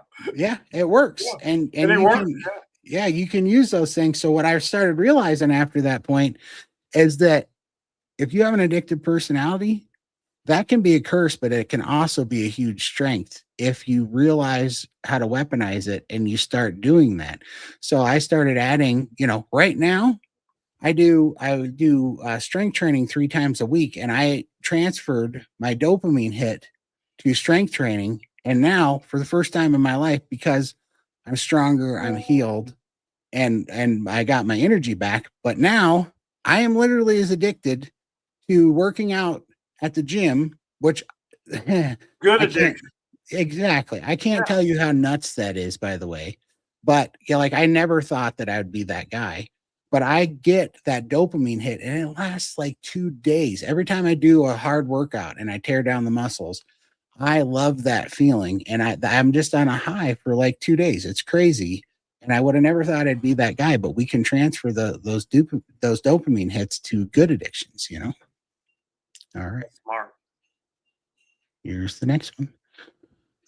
Were you carnivore first or Christian? Oh, I was definitely Christian first. How about you, Bob?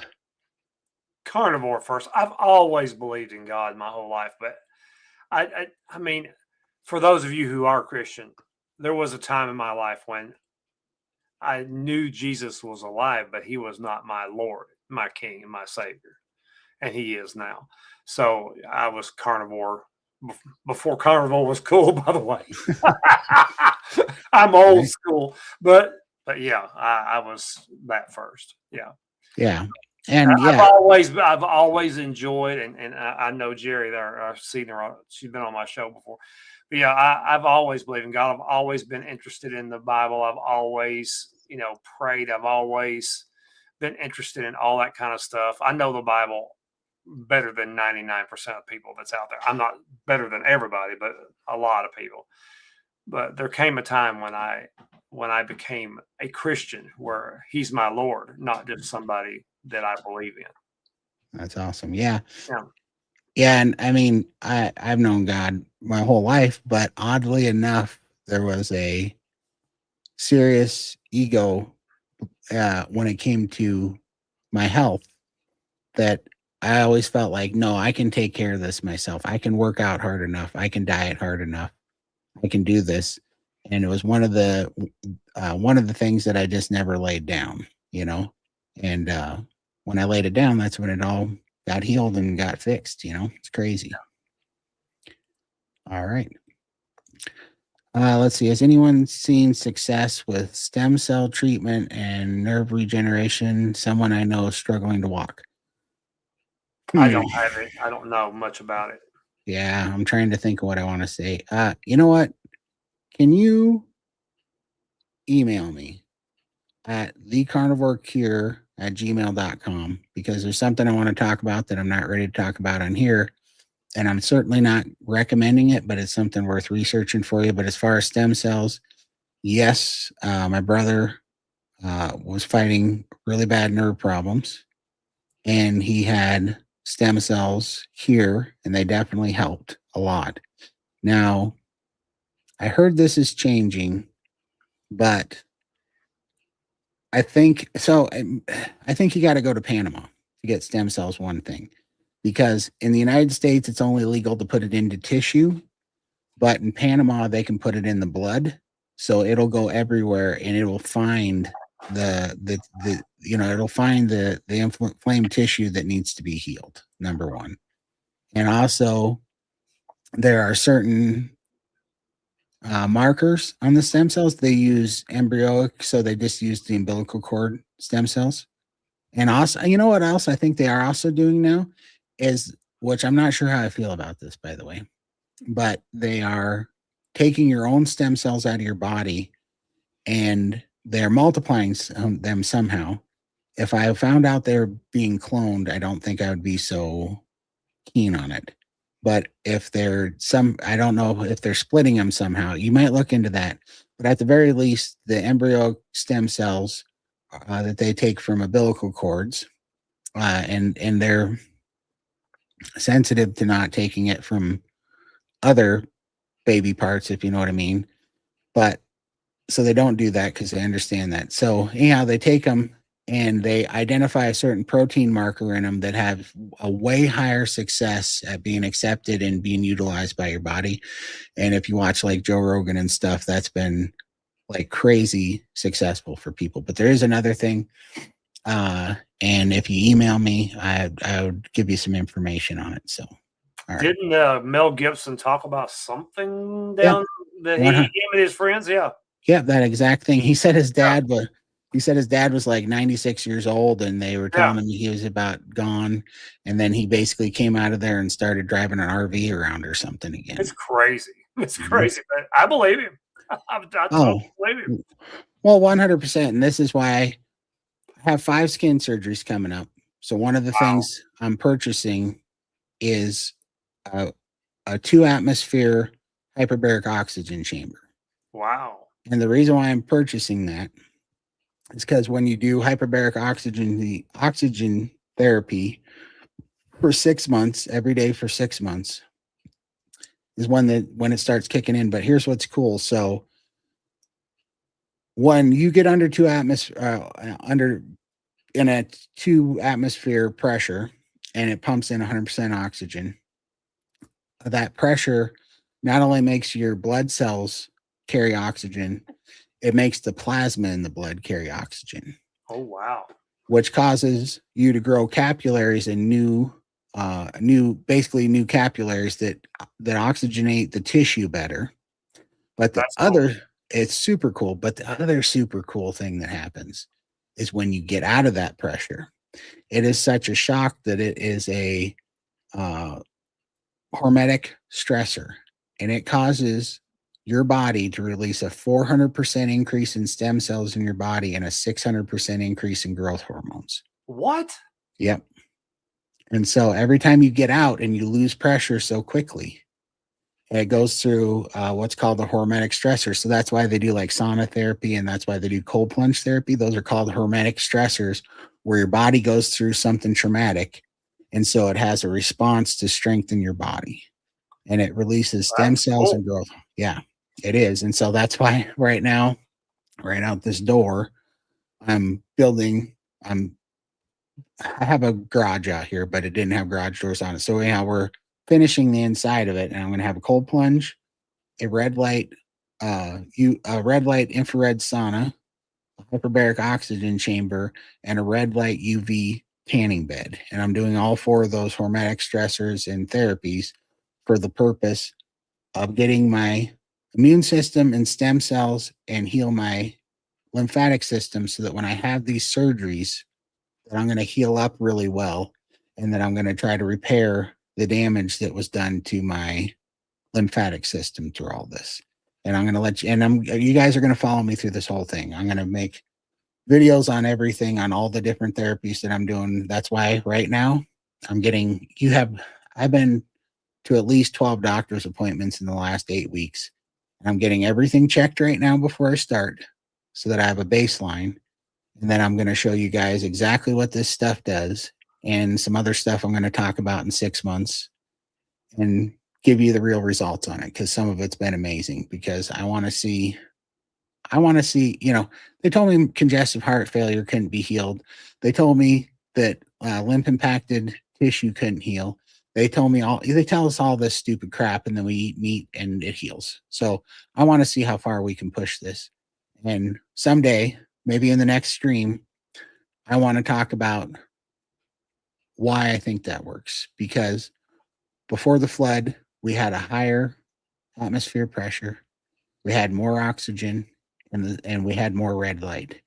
And it's odd that we're finding that all those things are healing people now. So I have a theory on that, but I'm testing that theory in real time in my garage. And if I'm wrong, I'm wrong, but I want to see what it does.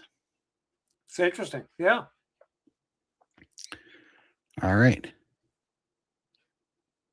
Let's see. The gentleman's stories of Todd and Bill. Yeah, and Bill Knott speak. Yep, for sure. Bill Knott's an awesome dude, and he's doing fantastic. And I'm so glad to see he's had so much healing. So it's going to be really fun to see him cross the finish line too. All right. Butter Bob, will you ever do Bill Knott interview one-on-one on a live too? Well, I never heard of him until tonight, but I'll look him up. Yeah. well, and I can give you an inside scoop. Bill doesn't really do interviews. That's why you've never seen him on any of these. Because when I talked to him, I told him, Bill, I know you don't want to do interviews on anybody's channel, so you have my word. I will never ask you. You know, and so that's understandable. Yeah, that's fine. Yeah, I wish him luck. I wish him all the blessing. Yeah. Yeah. And I haven't been keeping, I've been so busy, I've been keeping track. So maybe something's changed in the last 6 months and maybe he's going on, but that was the last I heard, that he doesn't want to do interviews. So, all right. How much horse dewormer? It never takes long to get here. How much horse dewormer did you take, milligrams, and for how long? Thanks. I took it for 14 days. And I don't remember the milligrams, but here's what I remember. If you look on the back of the package, it tells you if your horse is 1,600 pounds or 800 pounds or whatever. So I dosed it just like that. At that time, I knew I was somewhere around 700 pounds, and that was about half the tube. So I took half the tube for a dose, and then I'd take the other half the next day. Little side note, it's very bitter, but the apple pie flavored one tastes the best if anybody's wondering. You can call me crazy, but I made it out of it alive. So no, I know so many people who did it. Yeah. Yeah. Once they figured out where they could get it. Exactly. They were running out. My sister was having to go out every day and look at 5 different stores to try to get it, you know? You know that it's over the counter here in Tennessee. That's awesome. That you means can go to any pharmacy. You have to give your name and address and stuff, but you don't have to have a doctor. You can get it at any pharmacy over the counter. That's absolutely in the state of Tennessee. That may be news to people who are in Tennessee, but it's true. And we're not the only state either. For sure. Yeah. Do either of you farmers have known about this for a long time. Oh yeah. Yeah. It's just their little secret. And they were taking it too. It was just their little secret. Yeah. Yeah. Awesome. Let's see. Do either of you limit your fat consumption? I'll let you go first, Bob. I really don't, because if you eat real food, the fat percentages are already in the 60s and 70s. If I do happen to have a very lean piece of meat, for some reason I just has something that's very lean, I'll add butter to it. I've learned something that I didn't used to do. I was melt butter on it, but now I do it cold, like this is something new. This is something that wasn't around years ago, and I tolerate it much better. And it doesn't take much, folks. It only takes, just a little bit of butter to take a very lean piece of meat, weigh high percentage. But mostly, like if I eat chicken, I eat thighs. I eat the fatty parts, and I try to eat ribeyes. I try to eat hamburger meat. So no, I don't limit my fat consumption at all. Look, fat is humanity's food. That's what we're supposed to eat. It's what our body's designed to process. There's like 4 different organs, 4 different processes that we literally have ingrained in our body to deal with fat. So fat is not an unusual food for human beings. In fact, your brain's mostly fat. Every part of your nervous system has, listen, folks, don't be afraid of the fat. Every mammal on the earth that I know of lives on a high-fat diet, regardless of what they eat. The cow eating grass lives on a high-fat diet. I have a video about it, but called Let's Do It. But the person that could give you a lot better would be Dr. Anthony Chafee. He has a lot on this.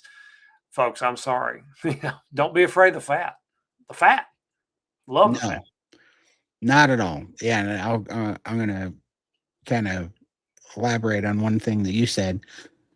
A ribeye is 70% fat and 30% protein. Your brain is 70% cholesterol and 30% protein. Yeah. I don't think that's by accident, number one. No, no.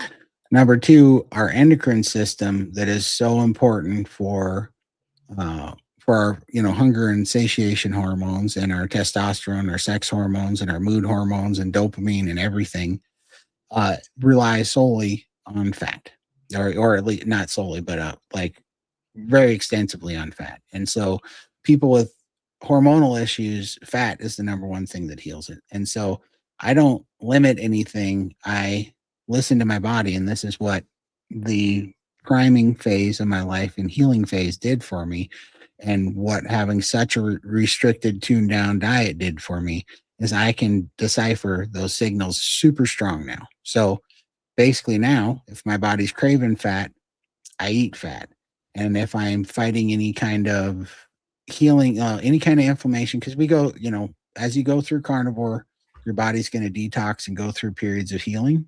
And when that's happening, that's a good time to be purposeful about upping your fat, because it's super important for inflammation and healing.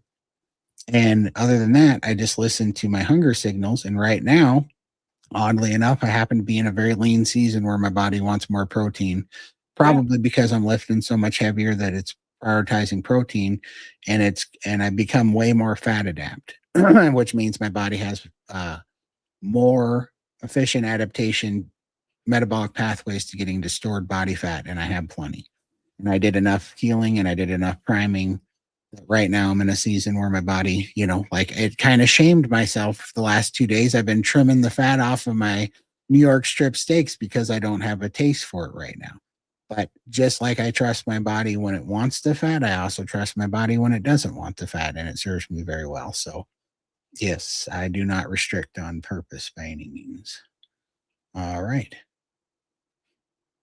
Let's see here. Oh, perfect. You found some, Bob. I was like, I was going through there, or maybe What? some more questions. I think Lindy's in here for me or something. Hey, Lindy, thank you. Where can we find Butter Bob? You want to, let's see. Can I pop that up there? How do I do that? My channel is Butter Bob Riggs on YouTube. Yeah. That's pretty easy. You don't have to type in all the elemental PQRS that a lot of stations have. But I'm sure they've changed that. But used to, you had to do all that. But it's just Butter Bob Briggs. That's awesome. Yep. All right. Next question. Is there a network of carnivore doctors, experts we can go to rather than usual doctors? For example, blood work, x-rays, etc. I'd ask because I dropped my health insurance because I believe it's a scam. I know that Rivero has a network like that, which is Sean Baker's group. Rivero has a network. And I think on that network, you can go to, I think it's Rivero.com. I think they might have changed the name, but I think it is still Rivero. And if you go to there, they will align you specifically with a carnivore doctor that services your area. Do you know any other ones, Bob? Years ago, I thought maybe that there was a lot of doctors associated with the low carb conference that they used to do in Denver. And I'm trying to think of the Jeffrey Gerber. I thought there was a network back then, but I've lost track of it now. There are doctors and networks that are associated with these things that could help someone with this. There used to be a list, is what I'm trying to say, and it was through low carb. They put on conferences every year, low carb Denver or low carb something. Oh, I think, I think it's called Hack Your Health now. Yeah, okay, but yeah, they used to have a list of doctors, and I'm friends with some of them on Twitter, but there's quite a few that's. I mean, you just have to look around, guys. I mean, it may not in your local area, and then there may be someone that's kind of secretly in your area that's carnivore. Absolutely. Yeah. Yeah. Well, and also if you make if you happen to be in a area that has carnivore meetups, that's a good resource too, because usually there's a lot of people that are seeing doctors, and whether they're not on a network or not, they'll tell you, yeah, my doctor actually like, I just found a lymphatic surgeon or therapist that happens to be keto at least, and so she believes in this stuff, which is, it makes it easier. So Yeah. if you start little community groups, start a little Facebook local page, you'll be surprised that you'll make some friends. Sometimes it's hard if you're in a rural area, but sometimes it's handy, and you can find people that happen to have a carnivore or keto friendly doctor. All right. How is Michael doing? Michael is ghosting me, to be honest with you. So I'm sad to say I haven't heard from him in a while, but I hope he's doing okay. And I figure when he goes through back troubles and cellulitis issues, he's told me more than once. He goes, I'm like an old dog, and when I'm hurting and have healing to do, I go sit in the corner for a while and don't talk to anybody. So I think he's going through one of those phases right now, but he's in my prayers, and so I'm hoping he's going to contact me again soon. So yeah, Michael's a co-host that me and Lindy, Limitless Lindy, used to do a Sunday night live stream for a couple of years, and he's a good guy, but he's got some health issues. Plus, it's harder than people think to be in the public eye. It really is. It wears on you after a while. But that's why I'm trying to do this a little more community oriented now, so I don't feel so alone. And it's very difficult. If many of you that don't have channels, you don't understand. It's a big thing to put yourself out there and subject yourself to criticism or whatever. But it's worth it. But it does take a toll on you sometimes. You may need to take a month break or so. I think you did just recently, didn't you, Todd? Yeah, for Not sure. not because you were upset, but you needed a break. No, well, I'm very compulsive person, and so I'm like, I don't have any healthy moderation habits across anything. So I'm all in or I'm all out, right? Yeah. And I had too many things that I was all in on. And so it started to be where I was doing a bad job at everything, you know? And so I had to have a wake up call, and I just had to have come Jesus moment and go, all right, you need to take a break from something. Something's got to give. Your bandwidth's too high. I mean, I was working 18 to 19 hours a day, and I could not. Wasn't getting sleep. That was causing health problems. It was causing my lymphedema to flare up. And so I just was like, all right, I'm not doing anybody any favors by doing a bad job and coming on here and driveling on without my mental faculty in order. So I stepped back and I just took 3 months off, maybe 4. It's hard to remember. But I caught up on things that I was getting behind on, and I put some priorities in place. And That's good. That's yeah, good. yeah. But I know that like this, like I love this, and actually, when people come on here and dog me, there's so many people that see my old videos and they make comments on it today, and they're like, "This is never gonna last. You have so much weight to lose," and I'm like, "I got bad news for you. That was a year and a half ago video, and I'm 120 pounds lighter, and I'm still doing it." And so the people that like, I'm not going to say his name because I don't want to give him any clout at all, but there's one moron on here that's got a pretty big channel that yells at everybody, that likes to tell me and Limitless Lindy that we're in Stall City and we're never going to do it. And I love that. I eat that up because it's just like, I can't wait you know until you just keep watching. And this is what I tell everybody, because I get hundreds and hundreds of comments now that tell me you shouldn't be giving diet advice. You still have 100 pounds to lose. And I'm like, stay tuned. I'm putting my whole life on the internet here. I got, Right. shirtless pictures of my man boobs all over online, and I could give a dang less.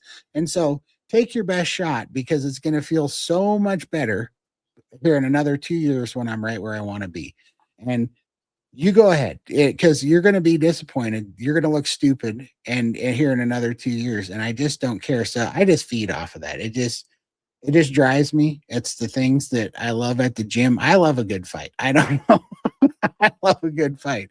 So it's like, yeah, just watch. Yeah. I mean, it just depends on why. I mean, some people are here on the internet to not to do the things that I'm here for, and not Yeah. the things you're here for. No. You know, so I don't care. That's why I showed my fat belly the other day. I just Yeah. took all the wind out of the people's sail. Yeah, I'm fat. I got fat again. Whoop de doo. I'll get better. You know. So Well, 100%. you know, You know, but why hide it? Why pretend like oh, it's not true? You can't hide it anyway. But you know, yeah, I told a buddy of mine, I said, next time that me and Anthony Chafee, Anthony Chafee did like a viral video. You know who Anthony Chafee oh is. yeah, yeah. He's ripped and he's, I know, I know. The, so the guy looked like a Greek god. exactly, and he's jacked, right? Yeah. And I'm a saggy mess right now, right? And so I was like, he had this video where he was cutting up a primal roast without a shirt on, and of course, it got a I'm saying gazillion it. views. Yeah, I'm saying it. Yeah. So the next time we get together, I want to see if he'll make a video with me, and we'll both take our shirts off and cut up one of those primals. And I want to go in there and and I want to say like, are you sure this is going to get me subscribers? And he'll be like, oh yeah, And then I want to go in there, start cutting up, and look at my phone and go, it's not working. Maybe it's just an algorithm problem. I'm not getting any subscribers, So I just want to play with it because I just do not give a crap anymore. And going back to it, it's because I don't care. I don't let this body define me anymore. This has nothing to do with who I really am or what my trajectory is or where I'm going to go. I've seen God do so many amazing things. I don't know what he's going to do with this body, but I always joke and I'm like, I'm not trying to be a Hanes underwear model tomorrow. I don't really care. What I'm trying to do is get as strong and as heal as many things as I can get. And I'll tell you what, 74% of the planet is obese or overweight. And so everybody knows what a fat person looks like. Most of them are looking at the 100%. same. They are them. Yeah. So it's like, why are we hiding the reality of who we are?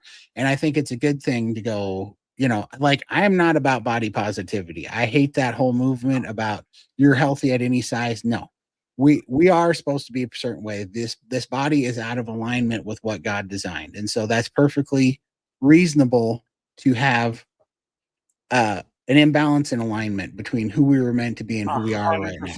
100%. That's fine. That's the struggle. I mean, that's the struggle. Exactly. That is the struggle. And that's why so many people have imposter syndrome and stuff. Sometimes we need to be humbled a little bit. We need to be humbled. We need if we don't humble ourselves, we need to be humbled. Exactly. And I got humbled in a huge, huge way. And that was what all that was about. And I agree with that. But don't think that like it's okay to not be happy and to expect more out of your physical situation where you are right now. 100%. Yeah. But that doesn't mean that you have to live in shame and beat yourself up about it. You got to forgive yourself. No. You got to let that go. But you just have to go, I'm glad that Jesus came and died for this body. He came and died for this spirit. And he said, by his stripes, this is healed. And so when I work on this side, and I say, I don't have to work on that. I have to be diligent and be a good steward with what he's given me. And he gave me a second chance. He gave me the knowledge of how to do carnivore. He gave me the strength to do it. He gave me the energy and the encouragement to do it. So I stick to this. I also just out of pure curiosity want to do all the hyperbaric oxygen stuff. But at the end of the day, if something still broke, just like my back in that bed the other day when the hand of God came down and healed it, he's going to heal whatever else. Like I'm going to take this as far as I can in stewardship, and then the rest is his. Like you do it, And so I don't care. I worry about nothing because I know that it's getting there, and that's all you can do. 100%. Let's trust him. But the people who want to put people in shame, they have an issue that they need to work out. They have an issue. Used to, they would infuriate me. Now it's like, dude, you've got a big issue. You got an issue that you need to deal with, and you will deal with it whether you like it or not. 100%. Yeah. Do you take or recommend any supplements? I want to go first, Bob. The only I take. Sometimes I take a vitamin C, and I do take some magnesium and potassium. Take it on a regular, but very low dose, because I've always had a little trouble with my legs for many years, with cramping and stuff. So I take that to prevent any cramping. And so I don't do it in mega doses like some people do, but I do take a little. And so I never have any leg issues or cramping issues. That's about the reason I do it. And plus, I've read that most people are magnesium deficient. I could be wrong about that. Um, in the winter, and this will get me in trouble, but in the winter, I tend to be a little bit depressed in the winter. I get that seasonal thing. So I do take some vitamin D and vitamin C during the winter and I try to get into some kind of pretty good light because I do have a tendency to get depressed in the winter because I'm an outdoor kind of guy. I like to be outside, but I don't like the cold because I'm getting old. Go ahead. Right. Yeah. So my main supplement that I take is God's multivitamin, which is raw beef liver. That's the number one most important thing. Yeah, we need to talk about that sometime. Yeah. Yeah, absolutely. I'll next time we're on, I'll bring those pictures I sent you of how I prepare that. But raw beef liver is multivitamin number one, and it's amazing. And don't worry, I hate the way liver tastes too, but we have a trick. You chop it up in little tiny pieces, you freeze it in the freezer, and you swallow them like pills. And you only need 1 to 2 ounces a week. So it's very little a day, and it'll make all the difference in the world. But yeah, that aside, I do take vitamin D3 because I live in Montana and we don't get a lot of sun here. So we have long winters, and but I didn't just start taking it because I thought I needed it. My blood test showed that I needed it, and then I was real low on it. So I take vitamin D3, and then I take Lugol's iodine because same reason, I'm not anywhere by the ocean, and I had a serious iodine deficiency, and that's been just life-changing. So I take Lugol's iodine. If you want to know about iodine, go watch the Ken Berry and Dr. Brownstein video on iodine. It's amazing. I'm gonna write that down. Ken Berry and what? Ken Berry and Dr. Brownstein. Brownstein. Yeah, that video will tell you everything you know. That was a video I watched, started taking it, and it turned everything around. And then other than that, I take 15 grams of creatine monohydrate because I watched the videos on it, and I thought, I heard so many positive things about it that I'm like, all right, I'm just going to try it. And sure enough, it is powerful. And what it does, so many bodybuilders take creatine 5 grams a day because it regenerates muscle and promotes muscle healing and keeps water in the muscle and gets rid of the whatever acid buildup or whatever is in there. I don't know. I don't take it for that. I take 15 grams because after you take 5 grams, the first 5 grams go to muscle, but the next 10 grams gets in your blood and it passes through the blood-brain barrier, and it has an awesome neurotropic effect. It can actually negate a 23-hour sleep deficit, and it just turns my brain on like a light bulb. So it's basically my coffee now, and it's right here because I keep it right next to my desk. I just use the GNC brand. It's creatine monohydrate. And when I take every morning, I take this 15 grams of this, and I put my iodine in it, and I shake it up real quick, and it tastes terrible, and I drink it in one shot. And within 10 to 15 seconds, it'll turn your mind on like a light bulb, and you are wide awake. Like you can be dragging out of bed and take 15. For me, some people, a lot of people have huge neurotropic effect from it.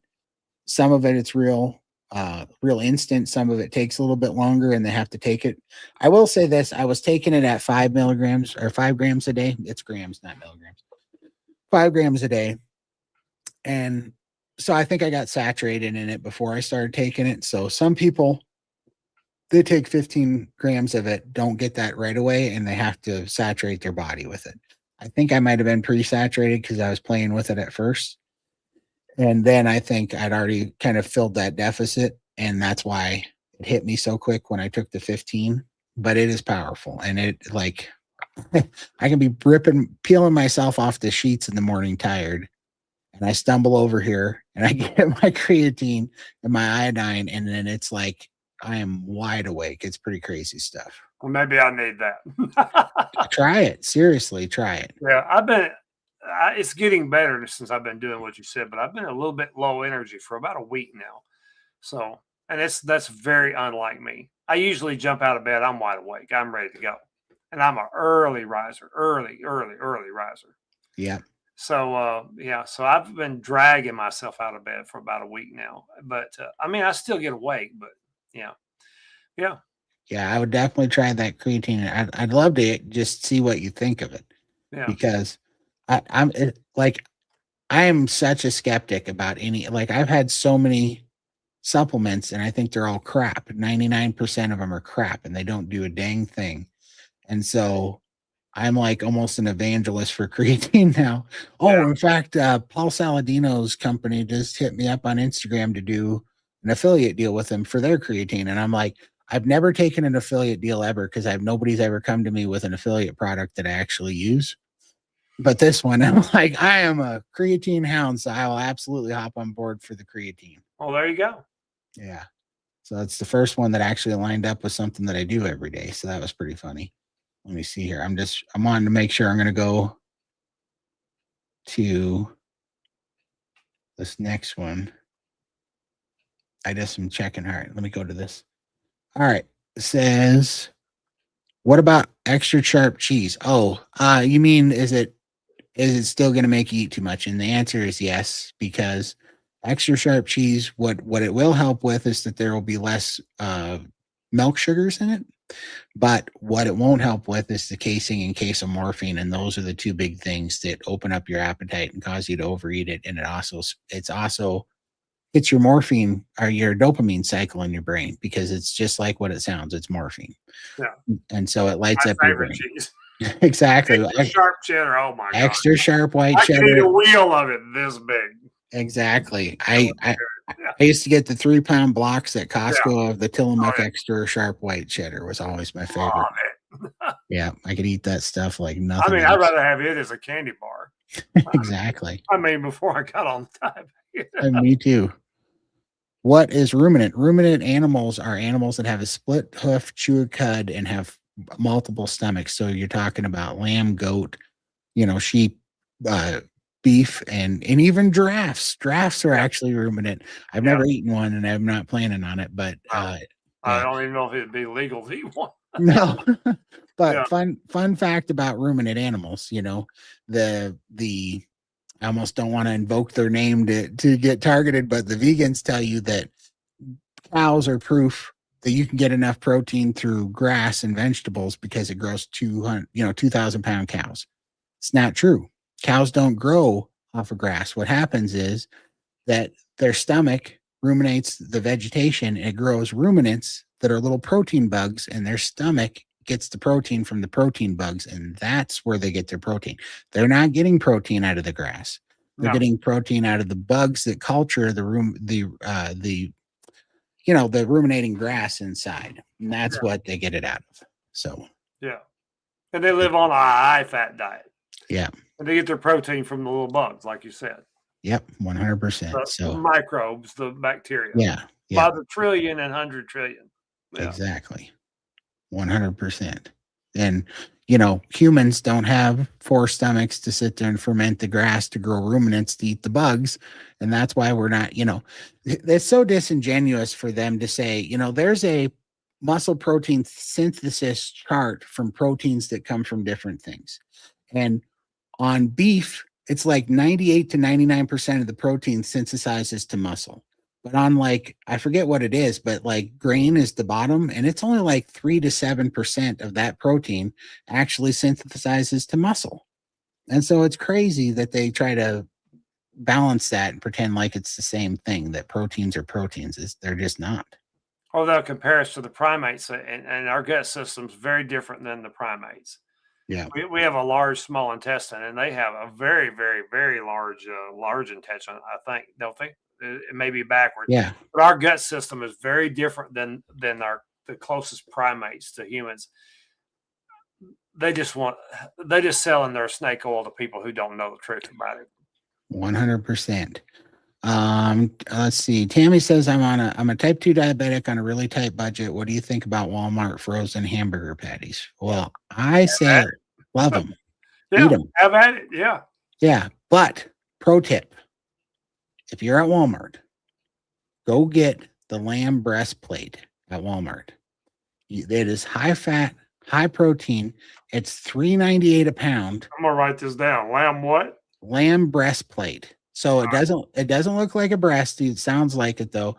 It's actually basically a lamb rack of ribs, and Oh, it has a ton of fat on it. It's got this skin on top that when you put it in the air fryer, or my favorite thing is to do is smoke it for a long time.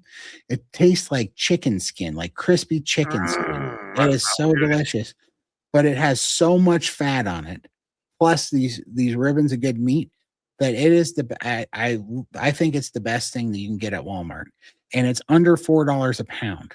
I eat that stuff all the time. It's like, man, is it good? But you got to try that lamb breastplate. Not all the Walmarts have it, unfortunately, but a lot of them do. Todd, are you considering doing? I don't know what that is. Cruel like Barcade. I don't know.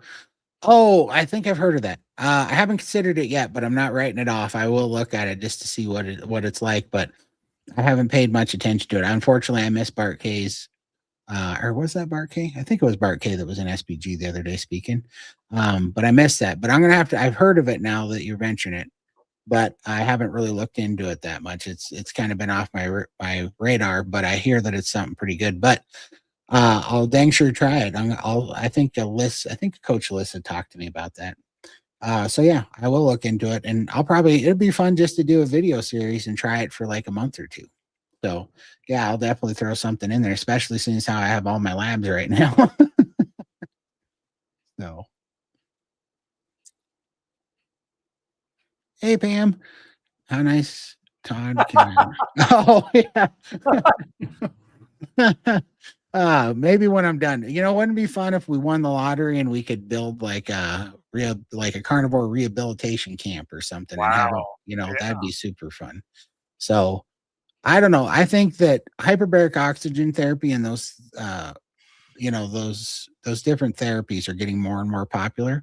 And there's definitely places where you can go for like the price of a gym membership, and you can go there and use all those type of therapies now. I know that those things are starting to hop up, but I don't know. I just want to tell you, I want to see what they can do, and I felt like it would be fantastic YouTube content to, you know, what I said about going through hell and choosing to bring back tools. This is my way of bringing back tools.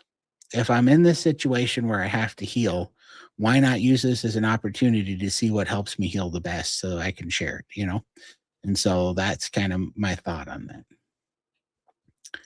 All right. Question. Bob, have you always been carnivore, or did you do keto first, and how long? Well, we didn't call it carnivore back then. I'm not even sure that anybody said that word back then. But yeah, when I lost the weight the first time back in 2013, I basically had eggs, bacon, beef, pork, like uh, that's about all I can think of. I occasionally would have some that Smucker's peanut butter that's just peanuts is the ingredients in it. Yeah, I'd have that. But I eat very few vegetables. I can't remember actually eating vegetables back then on it. But I'm not sure, and someone can correct me. I don't remember anybody talking about just straight carnivore back then. But I knew that you should get very, very low on carbs. And I tried to get extremely low on carbs because that gave me appetite control like you wouldn't believe. Um, I'm finding out this time because I went straight to eating OMAD, real quick, that I'm probably not eating enough. And I've started, I felt good for a while, but then I started feeling really sluggish, and Todd's kind of helped me out to see that I probably need to increase my eating. I can't eat anymore at dinner. I eat a pretty good large portion at dinner, but so I'm completely full and I can't eat anymore. But I could add another time of eating maybe a few hours before that. And I have been doing that as an experiment. It's possible that I will gain a little weight until I get right. I've been trying to learn about that system, and Todd can tell y'all about that. But I did the calculations, and even for the goal weight that I have, I was not getting enough protein, and that's not good. I mean, it's long term, it's not good for sure.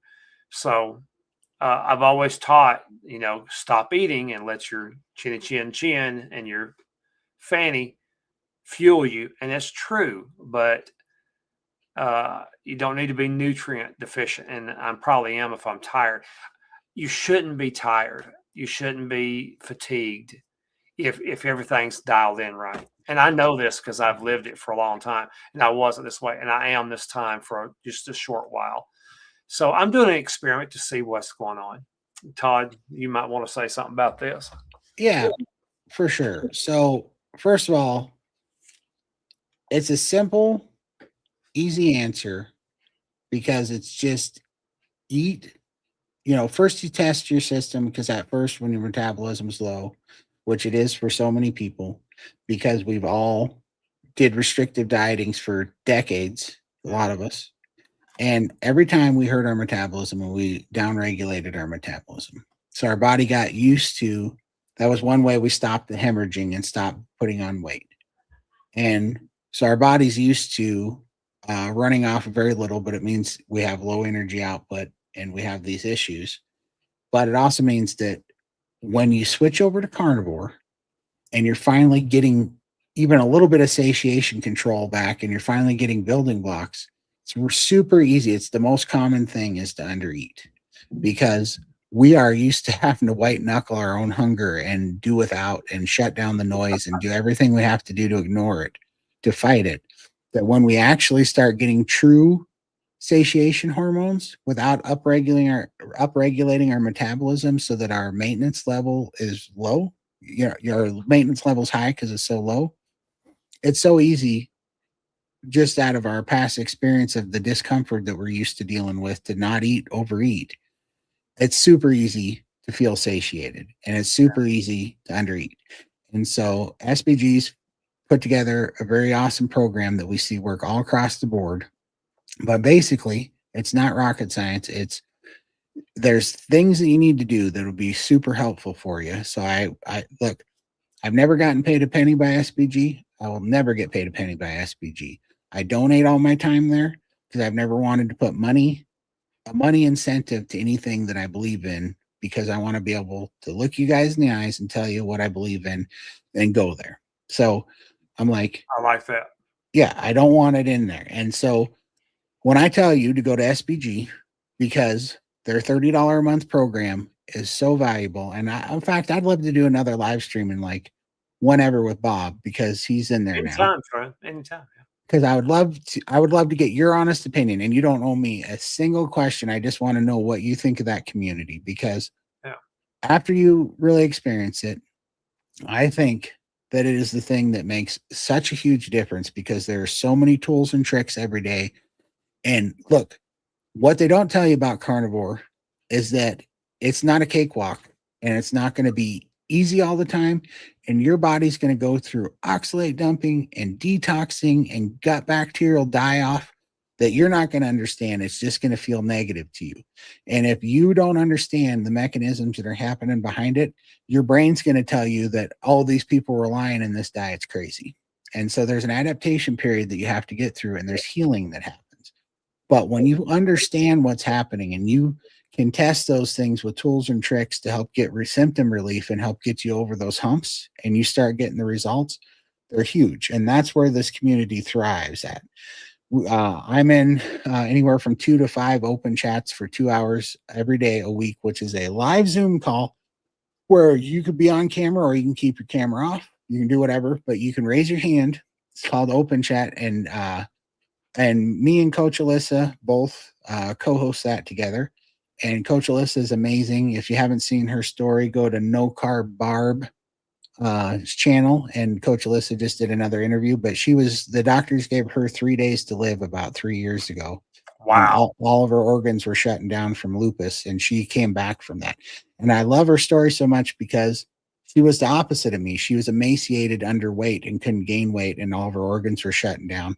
So the same diet that I used to lose weight and the same priming and everything that I used to lose weight, she used it to gain weight because this is not about calories. This is not about if I eat more, I'm going to get too big, or if I undereat, I'm going to get small.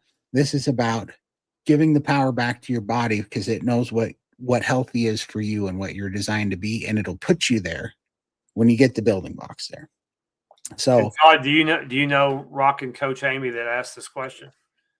She's been on my Rockin' Coach Amy. oh, I think so. I've seen her. She's been on my live stream a couple times, and she's really had to do a lot of experimentation to get her diet dialed in, and I think she's still doing it. And it's admirable, but it's frustrating. Everybody Yeah, wants a quick fix. There's not a quick fix, but there is an overarching thing that can help us. But we have to dial it in sometimes slowly, 100%. But Yeah, it helps when you know the uncomfortable things that are happening. And here's what I was really encouraged about. So I've known this for a while, but you don't hear a lot of people talk about this. But when you're really big and you lose weight, so they say the lucky ones get fat. Okay. yeah. If you're poisoning yourself and you don't get fat, then you get diseases, and you get autoimmune diseases, you get MS, you get all these diseases. I It's so funny because obese people get all the flack for being unhealthy, but actually it's how resilient our body is because it's trying to save us, and it's a defense mechanism too. And 100%. Yeah, it is. and it really is. And so in our fat cells, though, there are toxins stored that our body was putting there on purpose to get it away from our organs because we weren't healthy enough to deal with it. And our immune system wasn't healthy enough to fight it. I think, ultimately it just stores it. But when you lose that weight, your body's got to go finally detox it. And those things can be uncomfortable. And why I was encouraged is because I've always known this and I've always gone through a lot of detoxes. So if you're losing weight and one day you wake up and you've got inflammation and your knees are sore, your back's sore, or you just feel crappy, a lot of times that's a detox because your body's finally doing what's called whooshing, where your body dumps a lot of water out of those fat cells. Well, that whole process is a detox process, and it has to go through your lymphatic system. And that's because it sends the toxins to your lymphatic system. It stores it in your lymph nodes, and that's where it fights foreign antibodies and bacteria. And so it kills those things in the lymph nodes. But what was interesting is I've been seeing a lymphatics physical therapist, and she was like, we're going to do these lymph massages, but she goes, you better be ready to do some detoxing because when this stuff hits your system, you're going to have detox, symptoms. And she wasn't kidding. And so that's very real. But if you're not around people that have gone through this before you and understand what those are and how to navigate them, you would just think that carnivore is bad for you, and you would back out of it. But the truth of the matter is it's what's going to clean you up and get rid of the detox and what's going to make everything run better. But yeah, let's see. Question: this coming Sunday, are you going to do a live stream, Bob? No, I'm going to call it. This will be the Sunday night live stream this week. We'll do it again next week. Yeah. I'm in the busy season right now. I mean, that may be one reason I'm fatigued because I'm going through a little bit of busy season. But no, this will be the one. I really wanted to have time with Todd. His story is so interesting. I mean, folks, interesting, Gosh, very interesting. I appreciate it. Yeah, I mean, very inspiring, actually. Yeah, Thanks so much. Okay, we're gonna take the.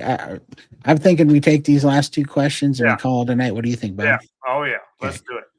All right. Let's see. Question: HBO2 is where it's at. Oh yeah, I got you. For deep tissue healing, hyperbaric treatment. The some I have wanted for years. I heal all damage to my brain. For years, I did. I did as a fighter. Yeah, Wow, absolutely. really? Uh, yeah. Wow. There's if you want to find out a lot about hyperbaric oxygen therapy, check out that documentary called Quiet Explosions about our veterans in the military that were coming back with PTSD, and they found out that it was from like small damage, like microscopic damage from blast waves from being around explosives in their brain, and how they implemented hyperbaric oxygen therapy. There's a lot of them that have that problem too. Believe me. Yeah, For I sure. know a couple. Yeah. And we'll end on this one. I ate 3 meals a day with 1 to 2 pounds of meat in each one, along with Rick. eggs, cheese, butter. That's awesome, Rick. Yeah. Yeah, Rick's awesome, and he ain't died of that heart attack yet. So I No, guess there's he's been trying to get a heart attack for 50 years.